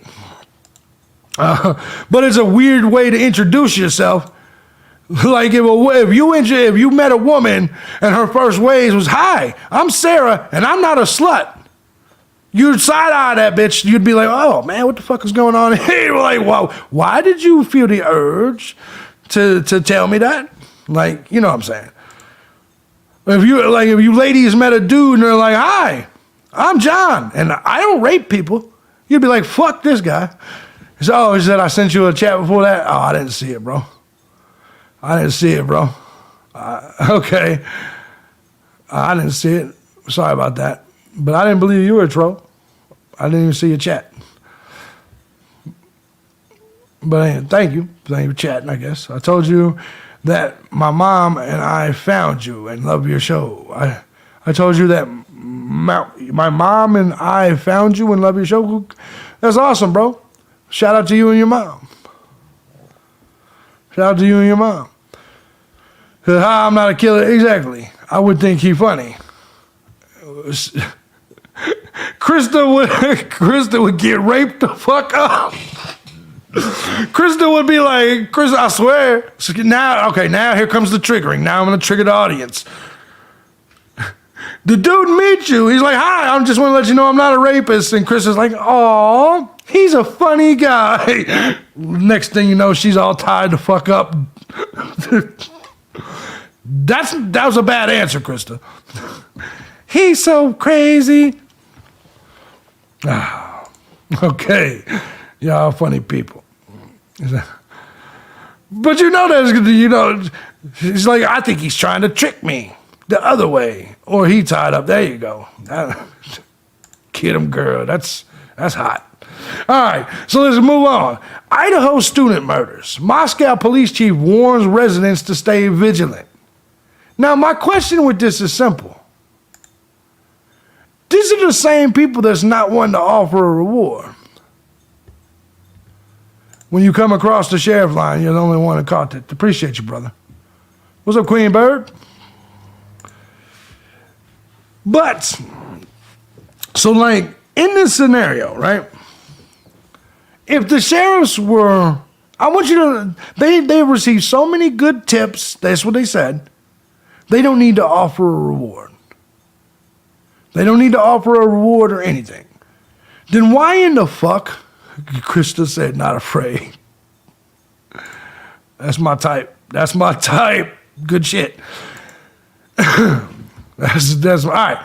Let's move on. I said I actually went on a blind date with a guy, and midway into the conversation, he said he was once accused of murder.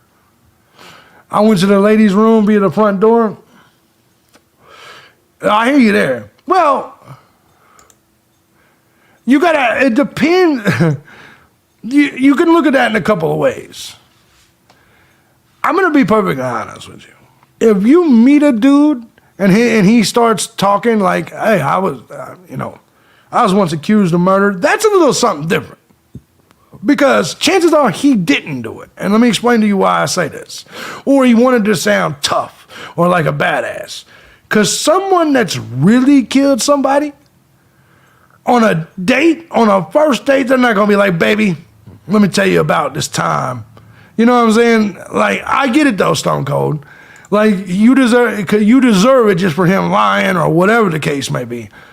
But ain't no real killer gonna meet a chick for the first time and be like, when he's still trying. Because you gotta remember, when we meet you, we're trying to get in the panties. Make no mistake about it. I don't care what any dude ever tells you. Our first date and our first meeting of you, that is what we want. So I just want to make that very, very clear.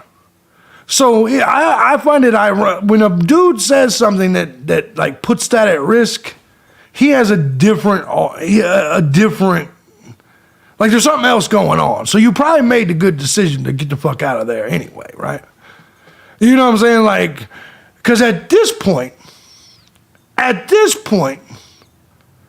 especially if he hasn't fucked yet, he's just willing to throw it all away. Like, even if I'd been accused of murder, I'm not telling you until I fuck. And I think most dudes here would agree with me. I'm just being honest. No one, to me, I don't see why any dude would like fuck up that chance. It doesn't make sense. That's the whole point of going out on a date.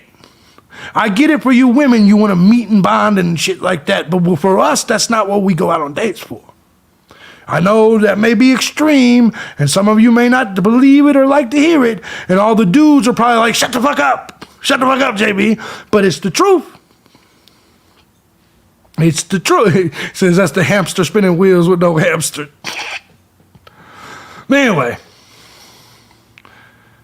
Anyway, what's up, Kelly? Hope you're doing good. All right, so sorry about that. We got a little bit off topic. Anyways, my question is if she said women do the same. No, I agree. I'm not one of those people that believe it's just us looking for something. Trust me. But let me tell you what you women are looking for. All right, I'm going to say this and I'm going to get back to the true crime. Ladies, what is the first question you ask a man? Or let me ask you a question. What's the first question that like your parents and friends ask you about the dude you said you just met? This will let you know everything. When a dude goes out with a new chick and like he's telling his boys and shit, they're like, man, how hot was she? But you ladies, when you go out with a dude for the first time, when you tell your mom, you tell your friend, what is the first conversation you have? What is it that they ask you? Exactly, Kelly. Bam. Thank you. Because we seek exactly. You know my agenda, I know your agenda. So let's stop the bullshit. I'll leave that at that. So before there's any ladies that's like, oh, what you said was sexist. No, because I'm telling you what you do. What you do and what we do. I'll leave that at that, and you guys can chew on that and take that as you will. Upgrade says he's unemployed. Upgrade says he's unemployed. That's not the case. That's not the case. I mean, my family asked if he's on meds too. Well, yeah, that's probably because you've had a crazy boyfriend or something. You done brought home some strange, goofy Brian Laundry dick. And you done brought home some of that shit. That's why they ask you if he's on meds. Stop bringing home Brian Laundry dick. Let's get back to this. So I guess no one wants a slouch. I agree. But anyway, so the reason I bring this up is because if these people were so comfortable and they believe they had it in trust. They don't need to offer reward. They don't need to offer any of this. This, to me, also shows you that they don't have a suspect at all. Kathy says, I'm an old lady, and I can tell you, you are 100%. Thank you, Kathy. Well, let me just tell you what being an old lady means. It means you've already had you've already been through the loop. You've already been there. Right? So, exactly, Kathy. You're like, hey, they were like this shit in the 50s and 60s, too. Exactly. 50s, 60s, 20s, doesn't matter. Same shit. Parents don't want daughter hooked up with a bum? Exactly. Exactly. Well, I mean, the entire point is we seek each other for different reasons. Men seek physical and nurturing. Women seek protection and provision.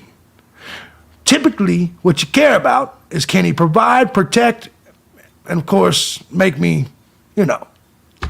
Dudes, we're just like, is she hot and can she cook me a sandwich? And is she loyal? That's pretty much it. That's pretty much it. But anyway, sorry about that. Yeah, we got off topic a little bit here. So, happy being single? Yes. Ain't nothing wrong with that. Grandpa Buckshot says, I had some women my age ask me if I had most of my teeth. What does he? Okay, they're probably behind a little bit. All right, sorry we got off topic here. Dude, I found this interesting, though. Moscow Police Chief James Fry has warned residents to stay vigilant ahead of the commencement weekend, which draws in an influx of people. He says, as always, we want to remind the public to stay vigilant, travel in groups, and communicate with family and friends as you travel. When they say things like that, I find that goofy, right? Because I'm pretty much positive that wasn't the normal way. I agree with you. Being single is highly rewarding. I agree. My issue with that is that they're lying when they say, as always, we tell you to stay vigilant and all this. And it was being reported on Friday when this article came out. And people were like, is he trying to warn people that this could happen again this weekend? Kitty says, I don't like explaining where I've been. Yeah.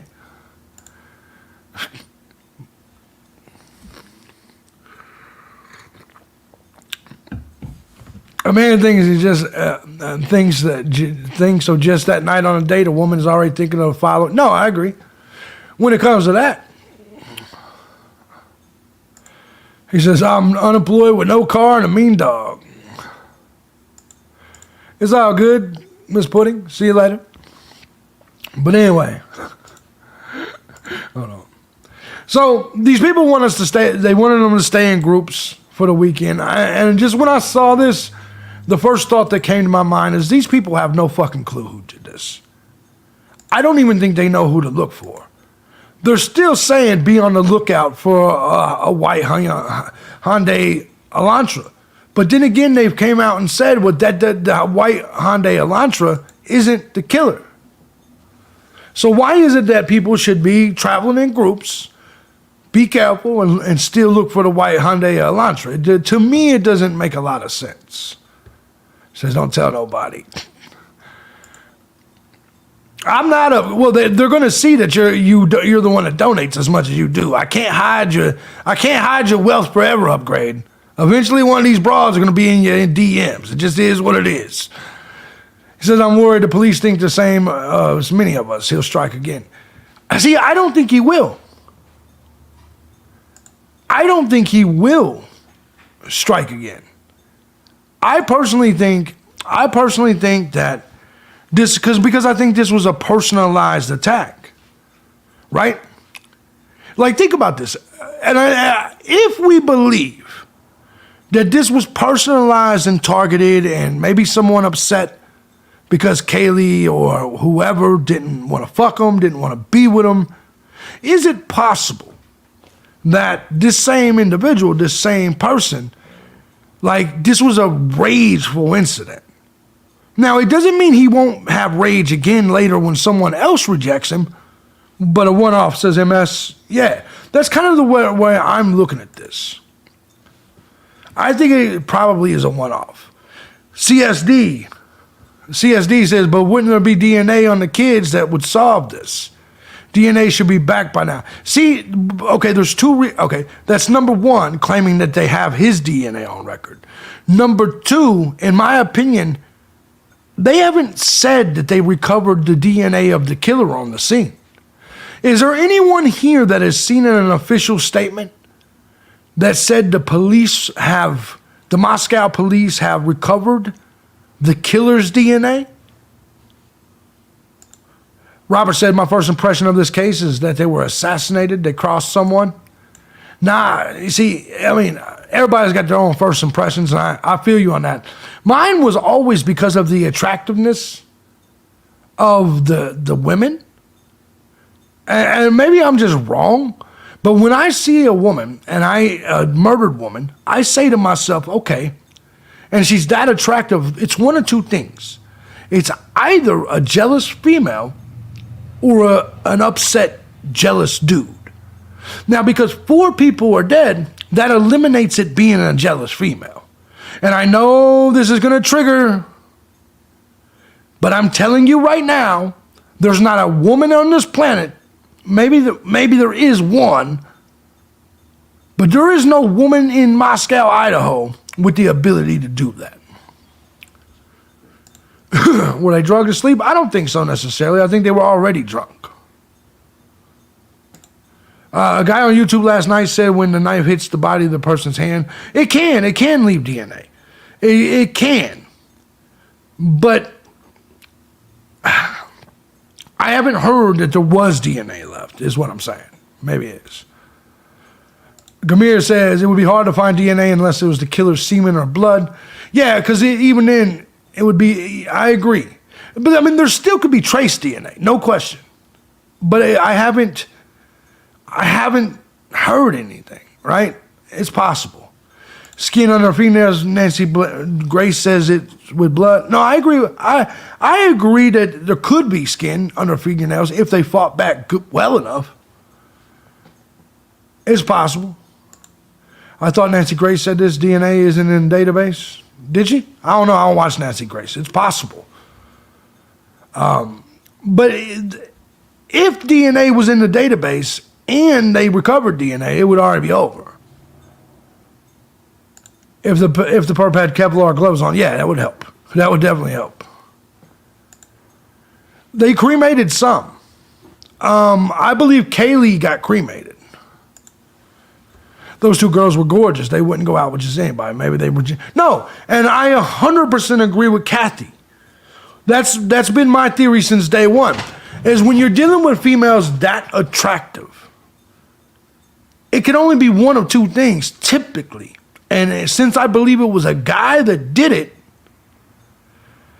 to me, the most likely answer here is a rejected guy.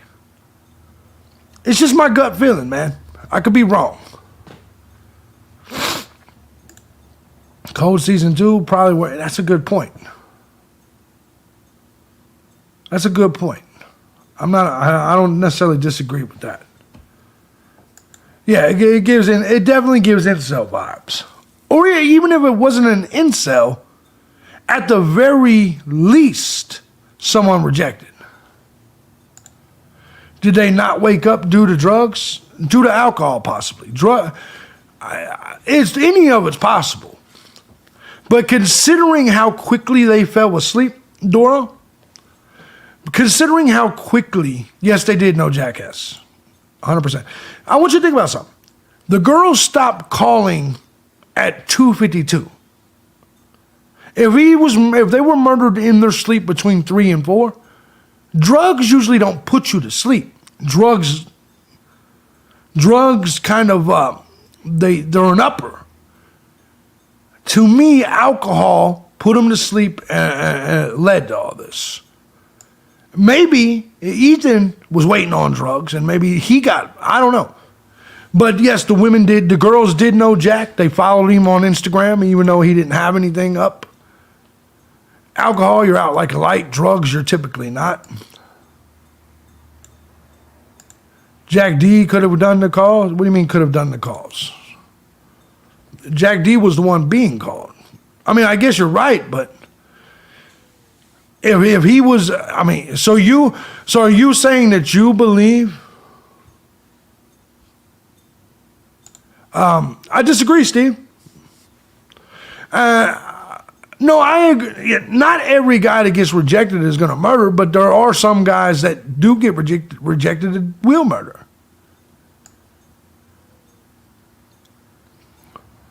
Interesting. They were not that friendly with him. No, they weren't. But they did know him. They did know him.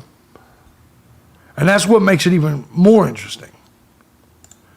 Do you buy the parents supporting Jack D? I think they do support him, and I think it's dangerous.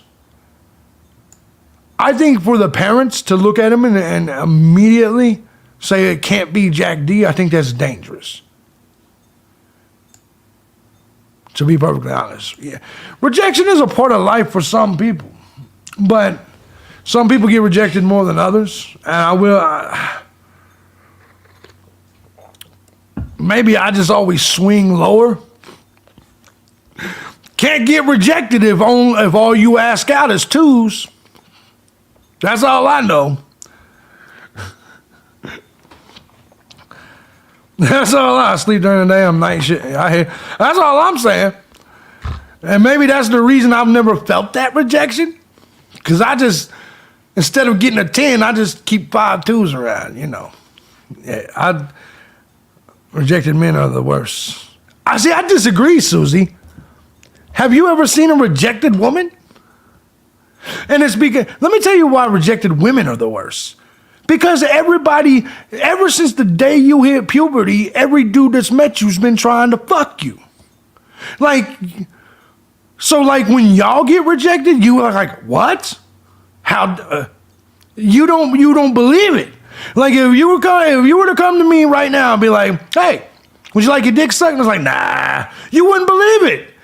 It would trigger you up. It would trigger you way worse than me coming to you and being like, hey, you know, do you see what I'm saying? Like, to me, dudes are used to getting rejected. Women rarely get rejected. But I'm just saying.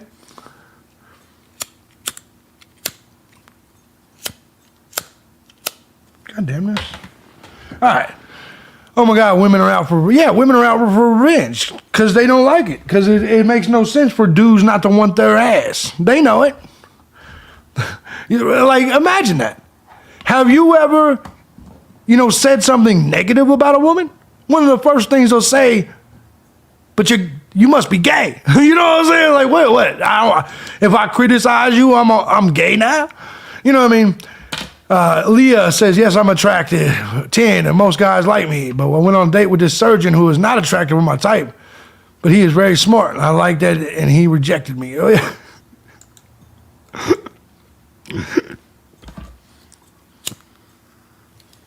That shit hurt, didn't it? I don't mean to be a dick, but yeah, he said, yeah, that shit fucked with me. Damn, he was a smart doctor then. I know he's smart. He wasn't, what I mean by that is he wasn't picking his chick just out of appearance then. He said, that's why I always go after the butterface. Everything's good, but I hear you there. Women will ruin your reputation. No, they will. They will. You think Jack D is who did it? See, here's where your theory could be right. I'm really concerned about the all them calls. Like, is it possible they were arguing with Jack and all them calls were made and he got fucking fed up and just said, fuck these, fuck them? A lot of things are possible. Kaylee's sister was the one who's reported the calls to Jack to the media. She said someone named Jack was... See, now we got to find out, was it that Jack? Because I don't think that's ever been confirmed. Or I don't know. That's actually a good thing. Like, I don't know if they ever confirmed. Says, thank you for being honest. Yeah, you gotta love Leah. And let me tell you, I would reject her too. Because you hear what she's saying. She's like, I'm a 10. Oh. I'm not even making the phone call. Because you know what that means. You're coming out of your pocket. You know that shit's going to be... See, there's prime rib, and then there's the Walmart box steaks that you can get like 5 of them for $10. Yes, the prime rib is better. Leah maybe tastes better, but it's gonna cost you way more. I'm sticking with the Walmart box for $10. Still wondering why he rejected me. On top of that, I think he has. See what I'm saying? Do you see what they did? Do you see what the women do? The minute you reject them, they say there's something wrong with you. You just proved my point. You just proved my point. He must be retarded. He must have Asperger's. He must be gay. No, he's a doctor, ma'am. No, there's got to be something wrong with him. You see what I'm saying? Proved my point completely. She's funny. Go ugly early and you'll never be lonely, said.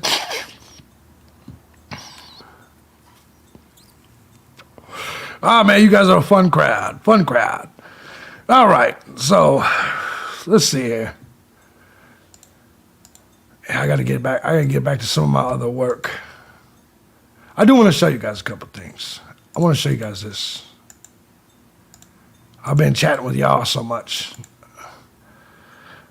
Those animals that were mutilated have a significance in this case. I think so too. I think it's very possible. Doctors can still have autism. His brother has autism. She refuses to let it go. She's like, he has to be fucked up. You understand that's what Leah's saying right now. There has to be something wrong with him if he didn't want this pussy. Do you see it with your own eyes? This is why I told you. This is why I say a rejected woman could be complete. They can't believe it. They can't believe it. Thank you, Paige. This is just my first one dealing. It's hard for me to learn how to associate with y'all because this is a particular type of channel that we're doing, and so I can just be myself and see how it plays itself out. Steve says, what if Jack D left his phone at home, traveled, committed the crime, his phone ping would show up? Oh, shit. I don't know about all that. It says he was already hiding in the house, possibly. I'm not feeling like, Jack D's possible. I mean, that propane shit is bullshit. I'm supposed to get propane. I saw the price on propane this year. I said, fuck that. I ain't about to get propane for $1,000. No. I got space heaters now. My hunch is it has something to do with being Kaylee's last night there. And that could be possible. Maybe, and this is a good theory. What if this is one of her last nights and she decided, I don't want to hang it. Maybe Jack was like, come on, baby, come hang out with me. This is your last night. And she's like, I don't want to hang out with you. I'm going to hang out with my friends and go to the party, go hang out at the bar. And maybe, man, that would piss me off. Like if me and you were a thing, but we're still kind of a thing, but you said, I want to take a break. First of all, that just means you want to go fuck somebody else. Okay, fine. We're done.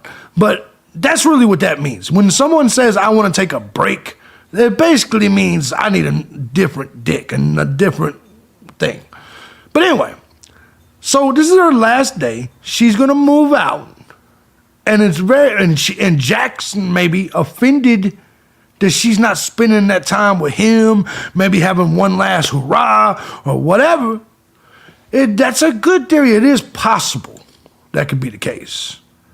Could be a 10, but a 2. No, and that's a valid point, Krista.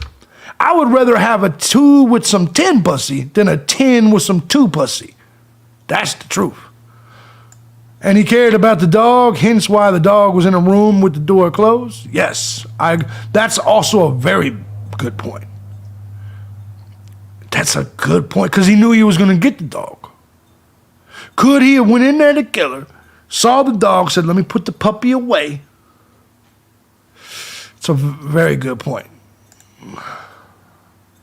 I agree with you there. What's going on, Texan? What's going on, brother? The dog, maybe it was a practice. It could have stopped him from going that way. Yeah, absolutely. He said, be yourself, please. I hear you there. You guys are going to see a different type of true crimer, I'll tell you that. Maybe he was second-guessing himself, using the dog, and it solidified he was going for them kids, says Paige. Maybe. But I still think the concept that they put the dog up could be significant. Yeah, Kaylee, it's crazy. Callie, I don't want to say your name fucked up. Kaylee, Callie, I don't know. Kerosene is worse, diesel prices, yes.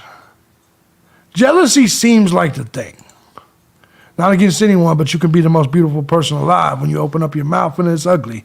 The rest goes out the window. I mean, I agree with that. I definitely can agree with that. That's why I don't have no problem getting no pussy. I know I'm getting old. I'm 42. You can't tell me I'm attractive anymore. But you know why I don't have a problem? Because I'm funny. And I have a good work ethic. And I'm big. But in general, I agree with you completely. You can be ugly and still be a catch. Sunshine and Rain says, I don't think it's Jack. Well, it's got to be one of the Jacks. She said, I don't think it's Jack. Well, shit. Not necessarily means to me you're being in my nerves and need some space. Nothing to do with outside dick. That's what they all say. That's what everybody says. Just like girls' night out and guys' night out. That really means it's girls' night out. Right. Don't believe me? Men, you ever seen a woman go out on girls' night out? She gets more ready than when she goes out with you. Am I lying? You'll be sitting there looking at that broad like as she's getting ready for a girls' night out, like, whoa. How come you're not dressed like a soccer mom today? How come you don't have your little ponytail up and your sweats on today? How come you only have that when we go out? Yeah, don't believe that shit. Anyway, there we go. Continue. Then when Dog said, a life coach would say, all you want, no, I hear you there. Callie is how it sounds. Cool. Says, I'm 50 and I agree. There you go. So I just read an interesting article of what the coroner told the father. I'm 40, but I look like I'm 25 still. Yeah, see? That doesn't work with all of us. We got to get a sense of humor. We start to gray because men are stressed out by the time we're 40. Read the Fox News article just posted. Let me see. Which one? Hold on. Let me go to Fox News. Have they done the murdered co-ed's dad slams police. Oh shit. Uh-oh. There is a brand new article out right now. But guys, I want to show you this while we're here though. I want to show you it's Girls Ride Out. Exactly. Oh shit. Hold on. I want to show you this though, real quick. And then we'll move to that Fox News article. Guys, do you see this right here? Remember how we were talking about Ian Harsh's Facebook post? Where his original Facebook post on the night that it happened talked about there was being no screams, nothing like that, right? Look at this. He changed it. He edited it 4 hours ago. 4 killed and stabbing across the street, no evidence, no trace, sounds like professional killers. But do you see what he did? He took out the no screams because he got caught. Everybody was exposing him writing no screams. Now, this is the guy that currently is saying that he heard screams. Yeah, he edited it. It's literally right there. He edited it all this time later and took out the part where it said no screams, because right now he's trying to tell people he heard screams. Because he wants his time to shine, his time in the sun. This Ian Harsh dude has been completely... Heard what audio? Oh yeah, that other audio, yeah, that was embarrassing as fuck. This was a different situation though. This was the dude in the article that... Exactly. So ultimately right now, and I want you to understand, this guy's lies is what led to the YouTuber doing the fake audio. This guy's lies is what led to the YouTuber doing the fake audio. I think Kaylee was truly the only one that was meant to be killed. I think so too, but you got to get rid of the other people that are witnessing it. I still think Kaylee. But in this situation right here, all the lies are starting to check out Melissa Jade right now. She's reading new comments from Kaylee's dad. Shocking. Who? I don't know who Melissa Jade is. We'll check it out though. We'll check it out at some point here. I'm about to have to end this stream here in just a second. But I wanted to show you guys a couple things. And now we'll take a look at this Fox News article real quick. See what is new. Because Kaylee dad's saying something new. Idaho murders father of slain victim says she had big open wounds, calls police cowards. Oh shit. Oh shit.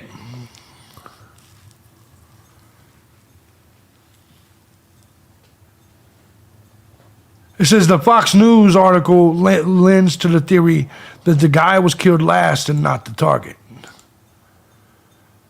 Oh man, oh man. Here we go. This is at 10:54 a.m. This is just recently. 4 weeks have passed since the stunning quadruple homicide in Moscow. Okay, so it says the father of slain University of Idaho. Hold on, is there an interview here? Is he talking? No, that's the old one. He says the father of slain university student Kaylee Goncalves told Fox News Digital that the victims had big open gouges that were clearly the work of a sadistic male, and called police cowards for not sharing more with the public. See? Stephen Goncalves said that he asked the coroner, Kathy Mubbett, about how many times the victims were stabbed. She said, "Sir, I don't think stabs is the right word. It was like tears. Like this was a strong weapon, not like a stab." She said that these were big open gouges. She said it was quick. These weren't something where you were going to be able to call 911. They were going to slowly bleed out. Damn. He came right out. And see, he's getting more angry as time goes. I don't blame him. Yeah, exactly. That's a dad that's had a fucking enough. That's definitely a dad that's had a fucking enough. Like gutting a deer, yeah. So it was more than just a stabbing, yeah. Hi, Junebug. Hope you're doing good. He woke up after hearing the struggle upstairs. Where did the article? You said it talked about Ethan. The grieving father paid for a copy of his daughter's death certificate.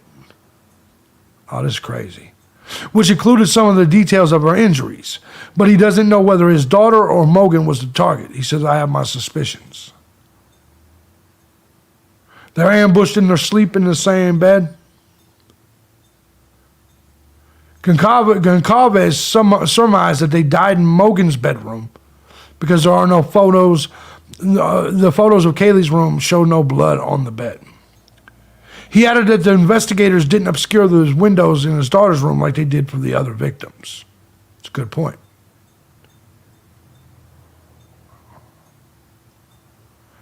Wow. The coroner told him that the perpetrator was a strong individual, but police have yet to identify.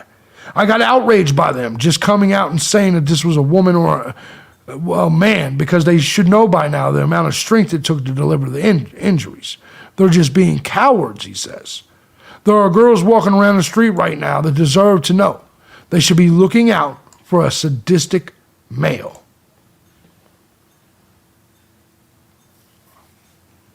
Yeah, he's getting. Here's the bad thing about this.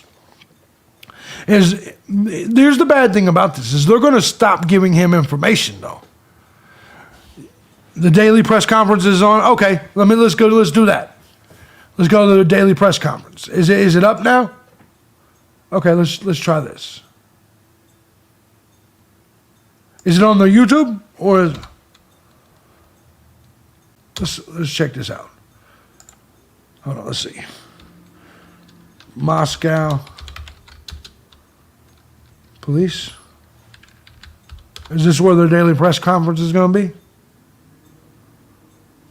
Let me check. God damn it.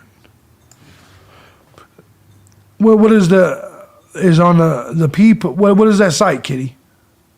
Hey, what's up, Junebug? Hold on, I'm trying to see if they got their daily press conference up. Give me just a second. I'm trying to find Moscow Police press conference.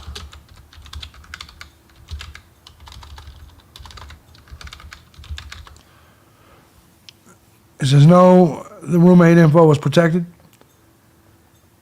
Did you say that? Okay, I need you to tell me where the fucking thing is. Oh shit. You know what? Let's just go to the Moscow site. Maybe it's there. Oh, they said it would be on yeah.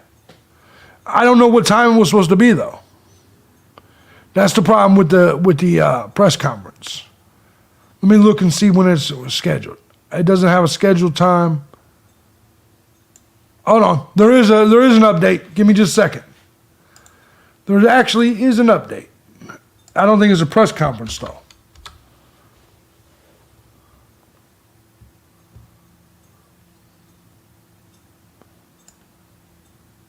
I don't think it's an actual press conference though. I wish the father would stop. I know he wants to have justice. Oh, it's at 6 p.m. Eastern time. Press conference today. Okay, that makes sense. Let's take a look. Let's take a look at what this new information here. So we do got a new press release. Let's take a look at what it says. It says the Moscow Police Department is providing the following information to update the public on the known facts surrounding the 4 murders that occurred in Moscow. The investigation team spent many hours over the weekend going through tips provided to the FBI tip line and tip line email. Police are still looking for information regarding the Hyundai. Tips and leads have led investigators to look for additional information about this vehicle being in the immediate area of King Road residence during the early morning hours of November 13th. The FBI continues to prioritize and vet those tips. So now they're giving a little bit more, right? They're giving a little bit more. If you look at what they're saying right there, so now they're officially saying that this car was there. I think in other words, there is no news. It's good point, David. Good point. What I do think they're at least confirming the location of this car, of where it was. Regarding the safety of the public, police recommendations for safety measures are good reminders in general. These reminders are not an indicator. Oh, son of a bitch. There is no fucking news. See an investigation update on December 12th on Moscow Police Channel. Here, let's do this. It says there's going to be an update on here. Yep, there is. Let me go ahead and get the video update. Let me go ahead and get you guys the video update. Here we go. Let me get you guys the video update. Good morning. My name is Roger Lanier. I'm a captain with the Moscow Police Department. I'm in charge of the Operations Division. And today is December 12th, Monday, and I want to give you an update on the King Road homicide investigations, at least the information that we have to this point. Over the weekend, investigators still continue to sort through numerous tips, calls, and online tips in regard to this investigation. There's been a lot of questions about the white car that we've been interested in. We're looking for that car because we believe through our investigation that that car was in the area during the time of the murders, and we also believe that the occupant or occupants may have seen something. They may not know they have seen something. So we specifically want to talk to them, and we want to know who they are and what they might know or might be able to contribute to the investigation. Over the weekend, investigators have sorted through and prioritized. Let me give a shout out to Jacqueline. Thank you so much, Jacqueline. She hit the PayPal. I'm not going to say your last name because I don't want to dox you, but thank you, Jacqueline. Numerous tips. Some are tips that came in earlier and we've been working on. Other tips are new and are relevant.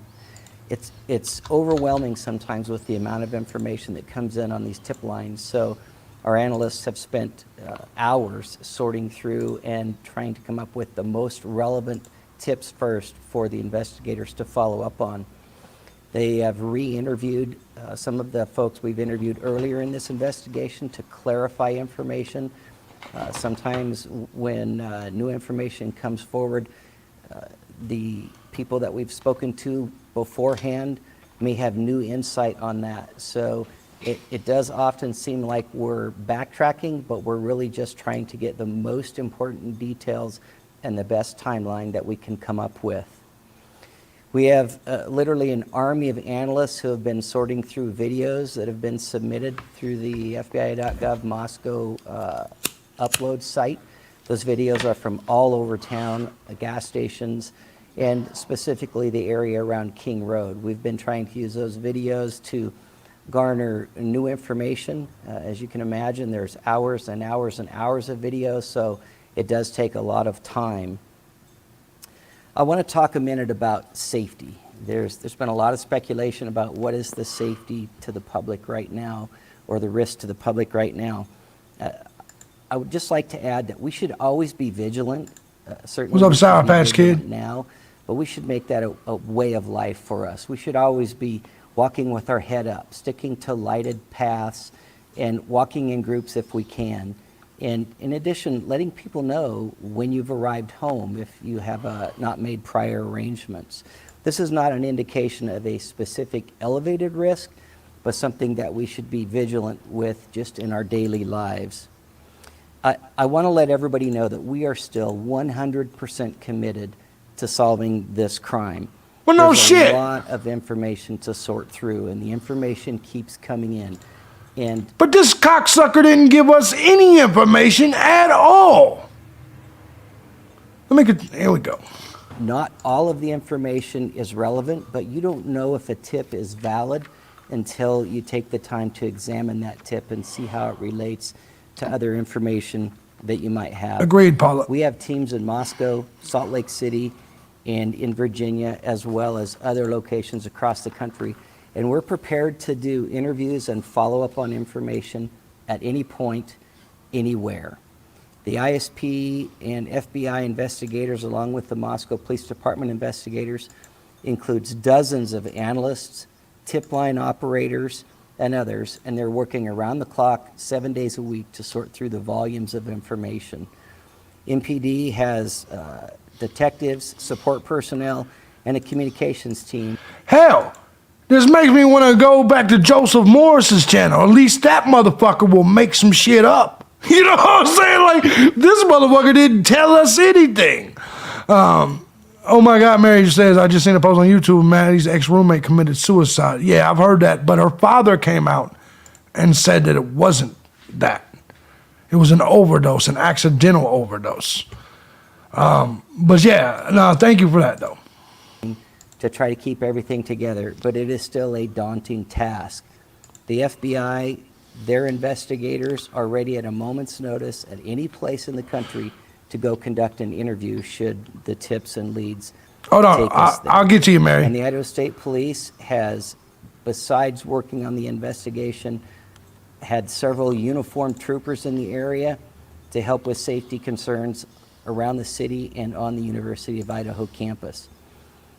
And just a quick reminder, please stick to official news releases for shut up. information. You didn't give us Tracking any down rumors information. and quelling rumors about specific individuals or This son of a bitch, he did it again. He comes out here, he doesn't give us any information, and then he says, hey, just stick to our information. What the fuck? specific events that may or may not have happened is a huge distraction for investigators, and oftentimes is the result of social media propagation, and it is very, very frustrating to investigators and hard to stay on track. Right. Finally, I just want to add that we do have a lot of information, and we are specifically keeping that information safe. We're not releasing specific details because we do not want to compromise this investigation. It's what we must do. We owe that to the families, and we owe that to the victims. We want more than just an arrest. We want a conviction. We owe that justice to Xana, Kaylee, Madison, and Ethan. And finally, I would just like to remind anybody with information, you can call the tip line at 208-883-7180, and that is directly to the tip line office in the FBI. There's been some frustration about having to wade through the tip line, but remember, this is not Exactly, an Junebug. investigation in the country, so please be patient. We want that information. Anything could break this open for us. And then also the email tip line is tipline@ci.moscow.id.us. Thank you for your continued patience in this investigation. That was a complete fucking waste of time. Thank you for wasting my time, asshole. Now, let's get, all right, so there was somebody that came in the chat room. There was somebody that came into the chat room, and they said, what about, what was it that they said? Let me go back and take a look. Because I know this was about Hannah, the girl that apparently that you believe that she was bullied into committing suicide. Who was, I think it was Mary. Anyway, good to see you. Thank you for showing up here. But I do want to answer your question. I do actually have an update on that. So let me go ahead and show you. Let me pull back up the photo for you. I want you to see this. This is her father. This is Hannah, which is the girl you're talking about's father. Okay? It says, hi, this is Scott Clear. He wrote this on November 29th. He says, I'm Hannah's father. I have read the autopsy report, including a toxicology report. I have spoken to the coroner and investigating officers. Hannah died from an overdose of OTC sleep medication. There is no evidence of foul play. Please respect my family's privacy and Hannah's memory. Now, the reason I'm showing you that, you can take it for what it's worth, take it for what you believe, but that is her father speaking out in regards to, he says, Michael Myers don't drive no Honda. Yeah, Hyundai. I just wanted to show you that one from that father of the Hannah girl. He said overdosing on OTC sleep medication is virtually impossible.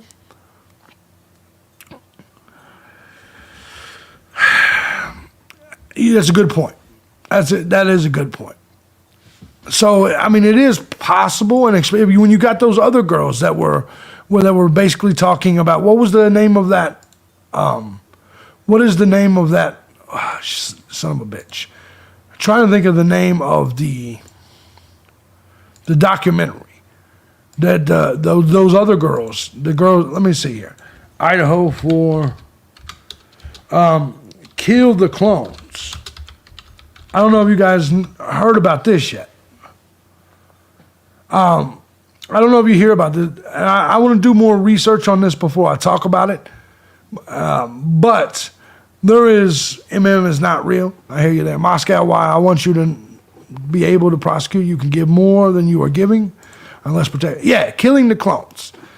There was a documentary, and as I mentioned this earlier, that other students did. They did call Kaylee and Maddie bullies. I don't know if I necessarily believe that, right?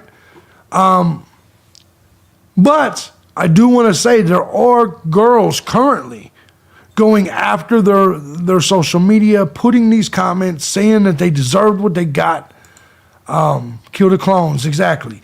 This is something that doesn't. There's even a name for this, for these people. I'm trying to remember what it was. Hold on, let me do this. There's even a name that was been released for the girl behind all of this, right? Let me go ahead and do it this way. Bear with me, my Twitter account's suspended, so let's just do Idaho 4 here, and let's just take a scroll down here.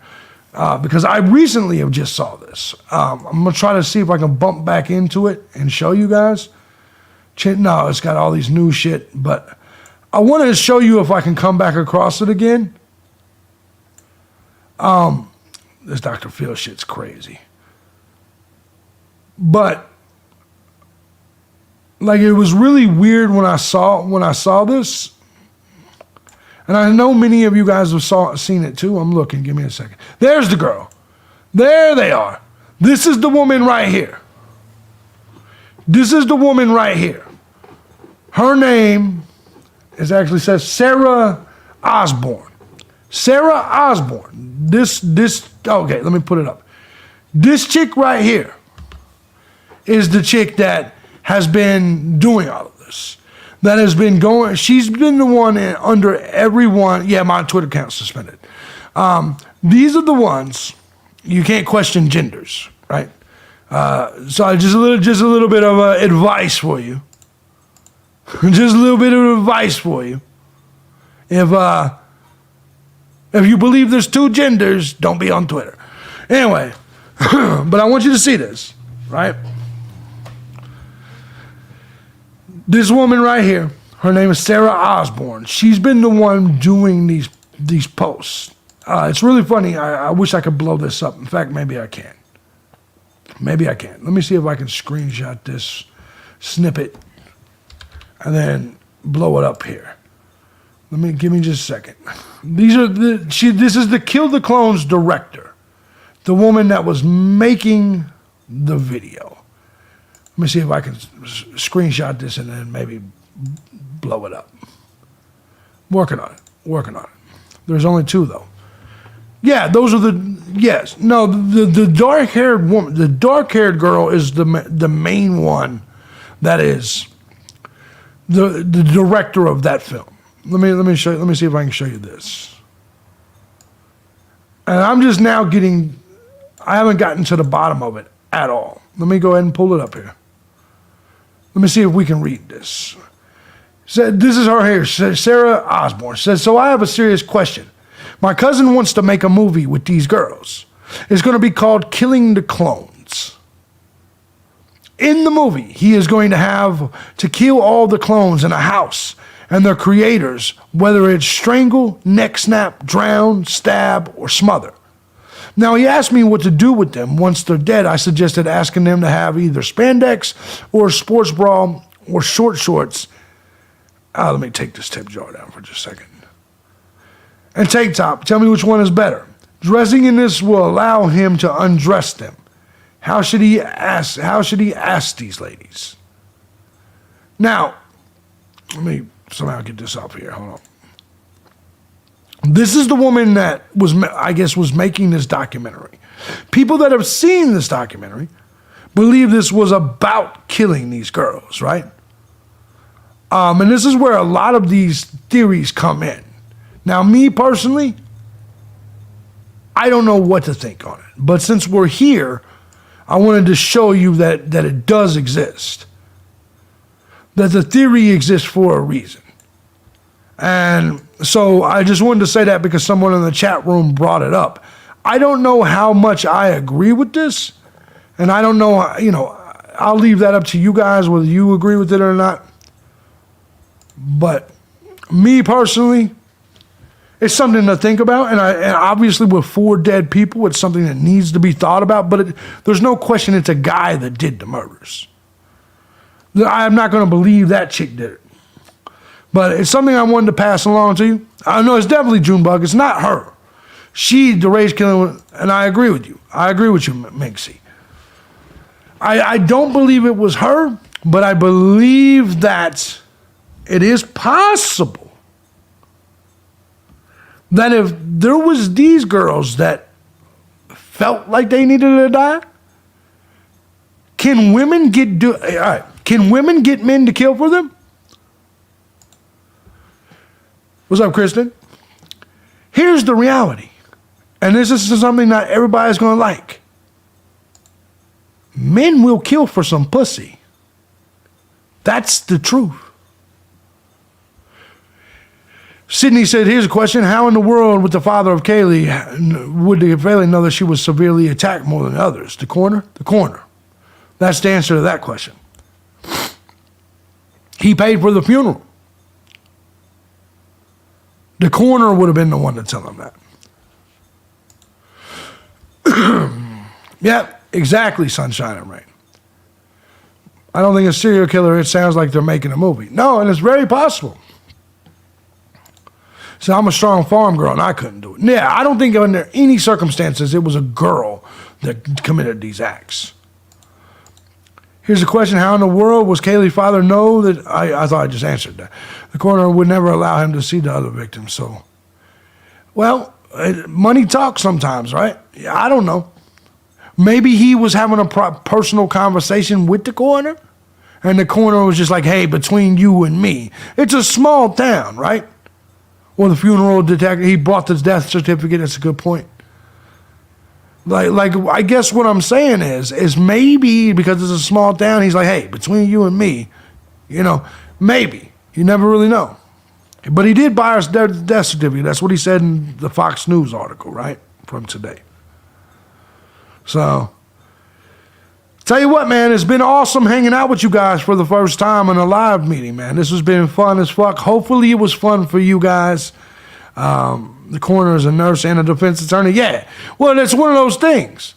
In small towns, that's the way it is. The guy that works at Denny's and serves you your fucking eggs will be the same guy that changes your oil. It's crazy.